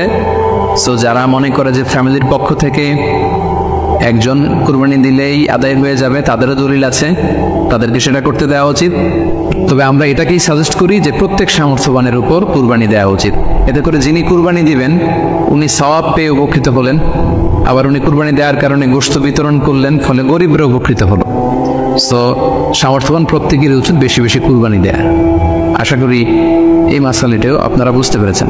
এ পর্যায়ে আমরা অল্প কয়েকটি রিমাইন্ডার আপনাদের সাথে শেয়ার করে আজকের আলোচনাটুকু আমরা এখানেই জবনিকা টানবো, এখানে আমরা আলোচনাটি শেষ করবো ইনশাআল্লাহ। প্রথম যে রিমাইন্ডারটি আপনাদের সাথে আমি শেয়ার করতে চাই সেটি হচ্ছে, সম্মানিত সুধী, আমরা অনেকেই বাজার থেকে পশু আনার সময় বা কোরবানি করার সময় পশুর সাথে অনেক বেশি অমানবিক আচরণ করি। এতে করে কিন্তু আপনার পুরো কুরবানির প্রক্রিয়াটাই প্রশ্নবিদ্ধ হয়ে যেতে পারে। তাই আজকের লাইভের মধ্য দিয়ে যারাই আপনারা যুক্ত হয়েছেন, আমি সবাইকে বলছি আমরা যাতে পশুর সাথে মানবিক আচরণ করি, কুরবানির পশুর সাথে এমন কোনো আচরণ যাতে না করি যাতে ওর কষ্ট না হয়, আমরা যেন এটা খেয়াল রাখি। বিশেষ করে জবাই করার আগে পশুকে ভালোভাবে রশি দিয়ে বেঁধে নেয়া এবং ছুরিটা যেই ছুরি দিয়ে জবাই করা হবে সেটা খুব ধারালো থাকা। আল্লাহ রাসূল সাল্লাল্লাহু আলাইহি ওয়াসাল্লাম কিন্তু এই দিক নির্দেশনা আমাদেরকে দিয়েছেন। সুবহানাল্লাহ। ইসলাম যে কতটা চেক এন্ড ব্যালেন্স, কতটা ভারসাম্যপূর্ণ জীবন বিধান। আল্লাহ রাসূল সাল্লাল্লাহু আলাইহি ওয়াসাল্লাম সহিহ মুসলিমের বর্ণনায় তিনি বলছেন ইযা যাবাহতুম ফাআহসিনু যিবহা, তোমরা যখন জবাই করবে সেখানেও তোমরা ইহসান করো। কেননা আল্লাহ তাআলা সব জায়গায় ইহসানকে অবধারিত করেছেন। আমরা জীবনে যাই করবো না কেন সেটা ইহসানের সাথে করতে হবে। তো পশুটাকে কিন্তু আমি জবাই করবো, স্লটার করবো। আল্লাহ রাসূল সাল্লাল্লাহু আলাইহি ওয়াসাল্লাম বললেন যখন স্লটার করবে, জবাই করবে, তখনও সেটার প্রতি ইহসান করে তোমরা জবাই করো। ওয়াইদা যাবাহতুম ফাআহসিনু যিবহা, সেক্ষেত্রেও তোমরা সফট হার্টেড হও, সেটাকে ইহসানের সাথে জবাই করো। কিভাবে ইহসানের সাথে জবাই করবে? ওয়ালিউহিদ্দা আহাদুকুম শাফরাতাহু ওয়ালিউরিহ যাবিহাতাহু, তোমরা তোমাদের ছুরিটা খুব বেশি করে ধারালো করে নাও, যাতে করে খুব স্মুথলি স্লটারিংটা হয়ে যায়, খুব স্মুথলি কুরবানিটা তাড়াতাড়ি হয়ে যায়, যাতে প্রাণীটার কষ্ট না হয়। আমরা প্রায়ই আমাদের ব্যাখেয়ালে বা অবহেলাবশত কুরবানির পশু ট্রাক থেকে নামানো, হাট থেকে নিয়ে আসা, এমনভাবে আমরা কুরবানির পশুর সাথে ট্রিট করি, এতে করে কিন্তু অনেক অমানবিক আচরণ আমাদের দ্বারা প্রকাশ পেয়ে যায়। সো আমরা যদিও এটাকে জবাই করবো, আমরা যেন ইনসানের সাথে জবাই করি, এই বিষয়টা যেন আমরা খেয়াল রাখি। এটা হচ্ছে প্রথম রিমাইন্ডার। দ্বিতীয় রিমাইন্ডার হচ্ছে আমাদের দেশে প্রায় এটা ঘটে, জবাই করার পরে অনেক কসাইরা তাড়াতাড়ি এই পশুটার দেহ থেকে প্রাণ বের হয়ে যাওয়ার জন্য ছোট ছুরি দিয়ে জবাই করা প্রাণীটার গলার মধ্যে খোঁচা মারতে থাকে, গলায় বারবার খোঁচা মারতে থাকে। এটা কিন্তু ঠিক না। স্পাইনাল কর্ডে যদি আপনি জবাই করার পরে বারবার খোঁচা মারেন তাহলে কিন্তু এই প্রাণীটার অপমৃত্যু হতে পারে, অর্থাৎ এটা স্বাভাবিক কোনো মৃত্যু নয়। স্বাভাবিক মৃত্যু হচ্ছে জবাই করে দেয়া, এবং ইসলাম এটাকে আমাদের জন্য বৈধ করেছেন। আমরা জানি যে পাশ্চাত্যে গরুর মাথায় বুলেট মারা হয়, অথবা ইলেকট্রিক্যাল শক দিয়ে ওটাকে হত্যা করা হয়, অথবা ভারী কোনো লোহার হাতুড়ি দিয়ে গরুর মাথায় আঘাত করে সেটাকে মারা হয়, কিন্তু ইসলাম এগুলোকে নিষেধ করেছে। ইসলামের বিধান হচ্ছে স্লটারিং করা, আপনি জবাই করে দিবেন। সেক্ষেত্রে আমার মনে হয় 10 থেকে 15 মিনিট যদি আমরা একটু ওয়েট করি, গরুর দেহ থেকে সবগুলো রক্ত কিন্তু বের হয়ে যাবে, ফলে এটার গোশতটা উপাদেয় হবে আমাদের জন্য। কিন্তু আমরা যদি তাড়াহুড়ো করে, বিশেষ করে অনেক কসাই ভাইয়েরা রুটা যাতে তাড়াতাড়ি বের হয়ে যায়, প্রাণটা যাতে তাড়াতাড়ি বের হয়ে যায়, জবাইয়ের পরে আবার ছোট ছুরি দিয়ে স্পাইনাল কর্ডে খোঁচা মারতে থাকে, এটা কিন্তু ঠিক না। এতে করে যেটা হয়, এটা স্বাভাবিক মৃত্যু হয় না, বরং অপমৃত্যু হয়ে থাকে। আমরা যখন কুরবানি করি তখন প্রাণীটার শ্বাসনালী এবং কণ্ঠনালী কেটে যায়, এবং তারপরে রক্তনালী, যেটাকে ইংরেজিতে বলে জুগুলার ভেইন, এই জুগুলার ভেইনটা যখন কেটে যায় তখন কিন্তু প্রাণীটা আর ব্যথা পায় না। গবেষণায় দেখা গিয়েছে যে যদি আমরা দেখি যে প্রাণীটা খুব ছটফট করে, লাফালাফি করে, আসলে সে ব্যথা পায় না। জুগুলার ভেইন যখন কেটে ফেলে তখন ব্রেইন তাকে স্পাইনাল কর্ডের মাধ্যমে হার্টে সিগন্যাল দেয় আরো বেশি পাম্প করার জন্য, আরো বেশি রক্ত পাঠানোর জন্য, ফলে দেহের সবগুলো রক্ত গলার ওই কাটা জায়গা দিয়ে কিন্তু বের হয়ে যায়। তো ওই মুহূর্তে আপনি যখন ছোট ছুরি নিয়ে এটা স্পাইনাল কর্ডে খোঁচাখুচি করতে শুরু করেন তখন কিন্তু এটা অপমৃত্যু ঘটে, এটা স্ট্রোক হতে পারে, এটা হার্ট অ্যাটাক করে মারা যেতে পারে। তাহলে সেটা কিন্তু স্বাভাবিকভাবে জবাইয়ের মধ্যে দিয়ে মৃত্যুবরণ করলো না, বরং হার্ট অ্যাটাক করে বা স্ট্রোক করে সেটা মারা গেল।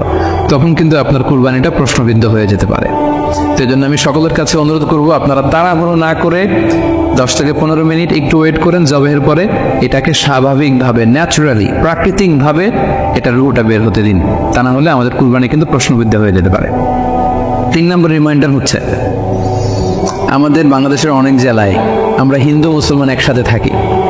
আমার কাছে নিউজ এসেছে যে অনেক জায়গায় অনেকে হিন্দুদের মন্দিরের সামনে কুরবানির গরু জবাই করে। এটা ঠিক না, কারণ আমরা জানি যে ওরা এই গরুর পূজা করে থাকে।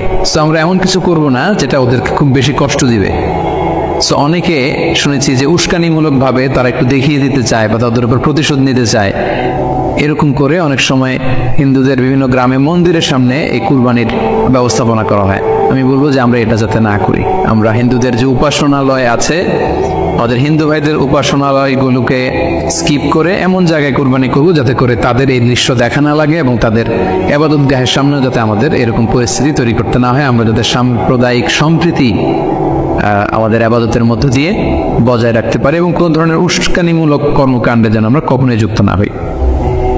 4 নাম্বার এবং সবচাইতে গুরুত্বপূর্ণ পয়েন্ট হচ্ছে, জি খেয়াল করে শুনুন, আপনাকে বলছি, 4 নম্বর পয়েন্ট হচ্ছে যে জবাইয়ের স্থান এবং বর্জ্য কুরবানির পরে এটাকে নিজ দায়িত্বে পরিচ্ছন্ন করুন। আই রিপিট, আমি আবার বলছি, যেখানে আপনি কুরবানি করলেন সেটাকে এবং এই যে বর্জ্য ময়লা, এটা নিজ দায়িত্বে আপনি ক্লিন করুন। সিটি কর্পোরেশনের ভাইয়েরা সরকারি তত্ত্বাবধানে সারা বাংলাদেশের এই সব বর্জ্য আসলে পরিষ্কার করা সম্ভব না। জরিপে এসেছে যে 50 লক্ষ গরু জবাই করা হয় প্রত্যেকটা কুরবানির ঈদে। তো সেক্ষেত্রে আমাদেরকে দায়িত্বশীল হতে হবে। কুল্লুকুম রাঈন ওয়া কুল্লুকুম মাসউলুন আন রাইয়াতিহি। আল্লাহ রাসূল সাল্লাল্লাহু আলাইহি ওয়াসাল্লাম বলেছেন, তোমরা প্রত্যেকে দায়িত্বশীল, আর তোমাদের প্রত্যেকের দায়িত্বের ব্যাপারে কিয়ামতের ময়দানে আল্লাহ তাআলা কিন্তু তোমাদেরকে জিজ্ঞেস করবেন। তাই আমরা যেন নিজ দায়িত্বে এই কুরবানির করার স্থান এবং বর্জ্য যেন পরিষ্কার করি। ব্লিচিং পাউডার দিয়ে বেশি করে পানি মেরে আমরা যেন পরিষ্কার পরিচ্ছন্ন রাখি, কারণ আত্মহুর শত্রু ঈমান, পরিষ্কার পরিচ্ছন্নতা এটা হচ্ছে ঈমানের অঙ্গ। এই বিষয়টা যেন আমরা খুব গুরুত্বের সাথে নেই, এবং নিজ নিজ কুরবানি আমরা যেখানে দিলাম সেই জায়গাটা যেন আমরা পরিষ্কার করি। বিশেষ করে বিভিন্ন সংস্থা যারা অনেক অনেক কুরবানি করবেন, ভলান্টিয়ারলি বিভিন্ন কুরবানি করে কুরবানির গোশত বিতরণ করবেন, আপনারা এরকম ভলান্টিয়ারলি ক্লিনলিনেস ক্যাম্পেইন করতে হবে, যাতে কোনো ধরনের রক্ত, ময়লা, বর্জ্য, আবর্জনা না থাকে। এই ব্যাপারটাকে যেন আমরা খেয়াল রাখি। সর্বশেষ হচ্ছে, অনেকে জিজ্ঞেস করেন যে ফ্রিজে রাখা যাবে কিনা। জি, কুরবানির গোশত ফ্রিজে রাখা যাবে।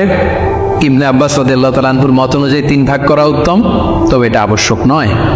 আপনি এক ভাগ নিজে খাবেন, এক ভাগ আত্মীয় স্বজন প্রতিবেশীদের দিবেন, আরেক ভাগ গরিব দুঃখীদের মাঝে বন্টন করে দিবেন। এটা উত্তম, কিন্তু এটা আবশ্যক নয়। পুরো গোশত যদি আপনার লেগে যায় আপনি ভোগ করতে পারেন, আর যদি আপনার কাছে অতিরিক্ত গোশত থাকে এটা আপনি আত্মীয়দের দান করুন, গরিব আত্মীয়দের আপনি উপহার দিন, গরিব মিসকিনদের, সুবিধা বঞ্চিত মানুষদেরকে আপনি এগুলো দান করুন। কারণ সূরাতুল হজ্জের 28 নম্বর আয়াতে আল্লাহ তাআলা বলেছেন, ফাকুলু মিনহা ওয়া আত'ইমুল বাঈসাল ফাকির, তোমরা কুরবানির এই গোশত নিজেরাও খাও এবং অভাবী লোকদেরকে দাও। এবং সহিহ বুখারীতে আল্লাহ রাসূল সাল্লাল্লাহু আলাইহি ওয়াসাল্লামের একটি বর্ণনা, আল্লাহ রাসূল সাল্লাল্লাহু আলাইহি ওয়াসাল্লাম বলেছেন, কুলু ওয়া আত'ইমু ওয়াদাখিরু, অর্থাৎ কুরবানির গোশত তোমরা খাও, ওয়া আত'ইমু মানে অন্যদের খাওয়াও, ওয়াদাখিরু এবং তোমরা এটাকে প্রিজার্ভ করে রাখো বা জমা করেও রাখতে পারো। অর্থাৎ আপনি চাইলে ফ্রিজে রাখতে পারবেন, আপনি পরবর্তীতে খেতে যাচ্ছেন আপনি রাখতে পারবেন ইনশাআল্লাহ। সো উত্তম হচ্ছে 3 ভাগ করে, 1 ভাগ নিজে খাওয়া, 1 ভাগ আত্মীয় স্বজনদের প্রতিবেশীদের দেয়া এবং 1 ভাগ অভাবী সুবিধা বঞ্চিত গরিব মিসকিনদের মাঝে বন্টন করে দেয়া। এবং অবশ্যই অবশ্যই যাদের সামর্থ্য আছে আপনারা বেশি বেশি কুরবানি করুন, এবং এই কুরবানির মধ্য দিয়ে আমরা অনেক অনেক প্রান্তিক জনগোষ্ঠী, সুবিধা বঞ্চিত মানুষ, তাদের কাছে আমাদের সহায়তাগুলো পৌঁছে দিতে পারবো।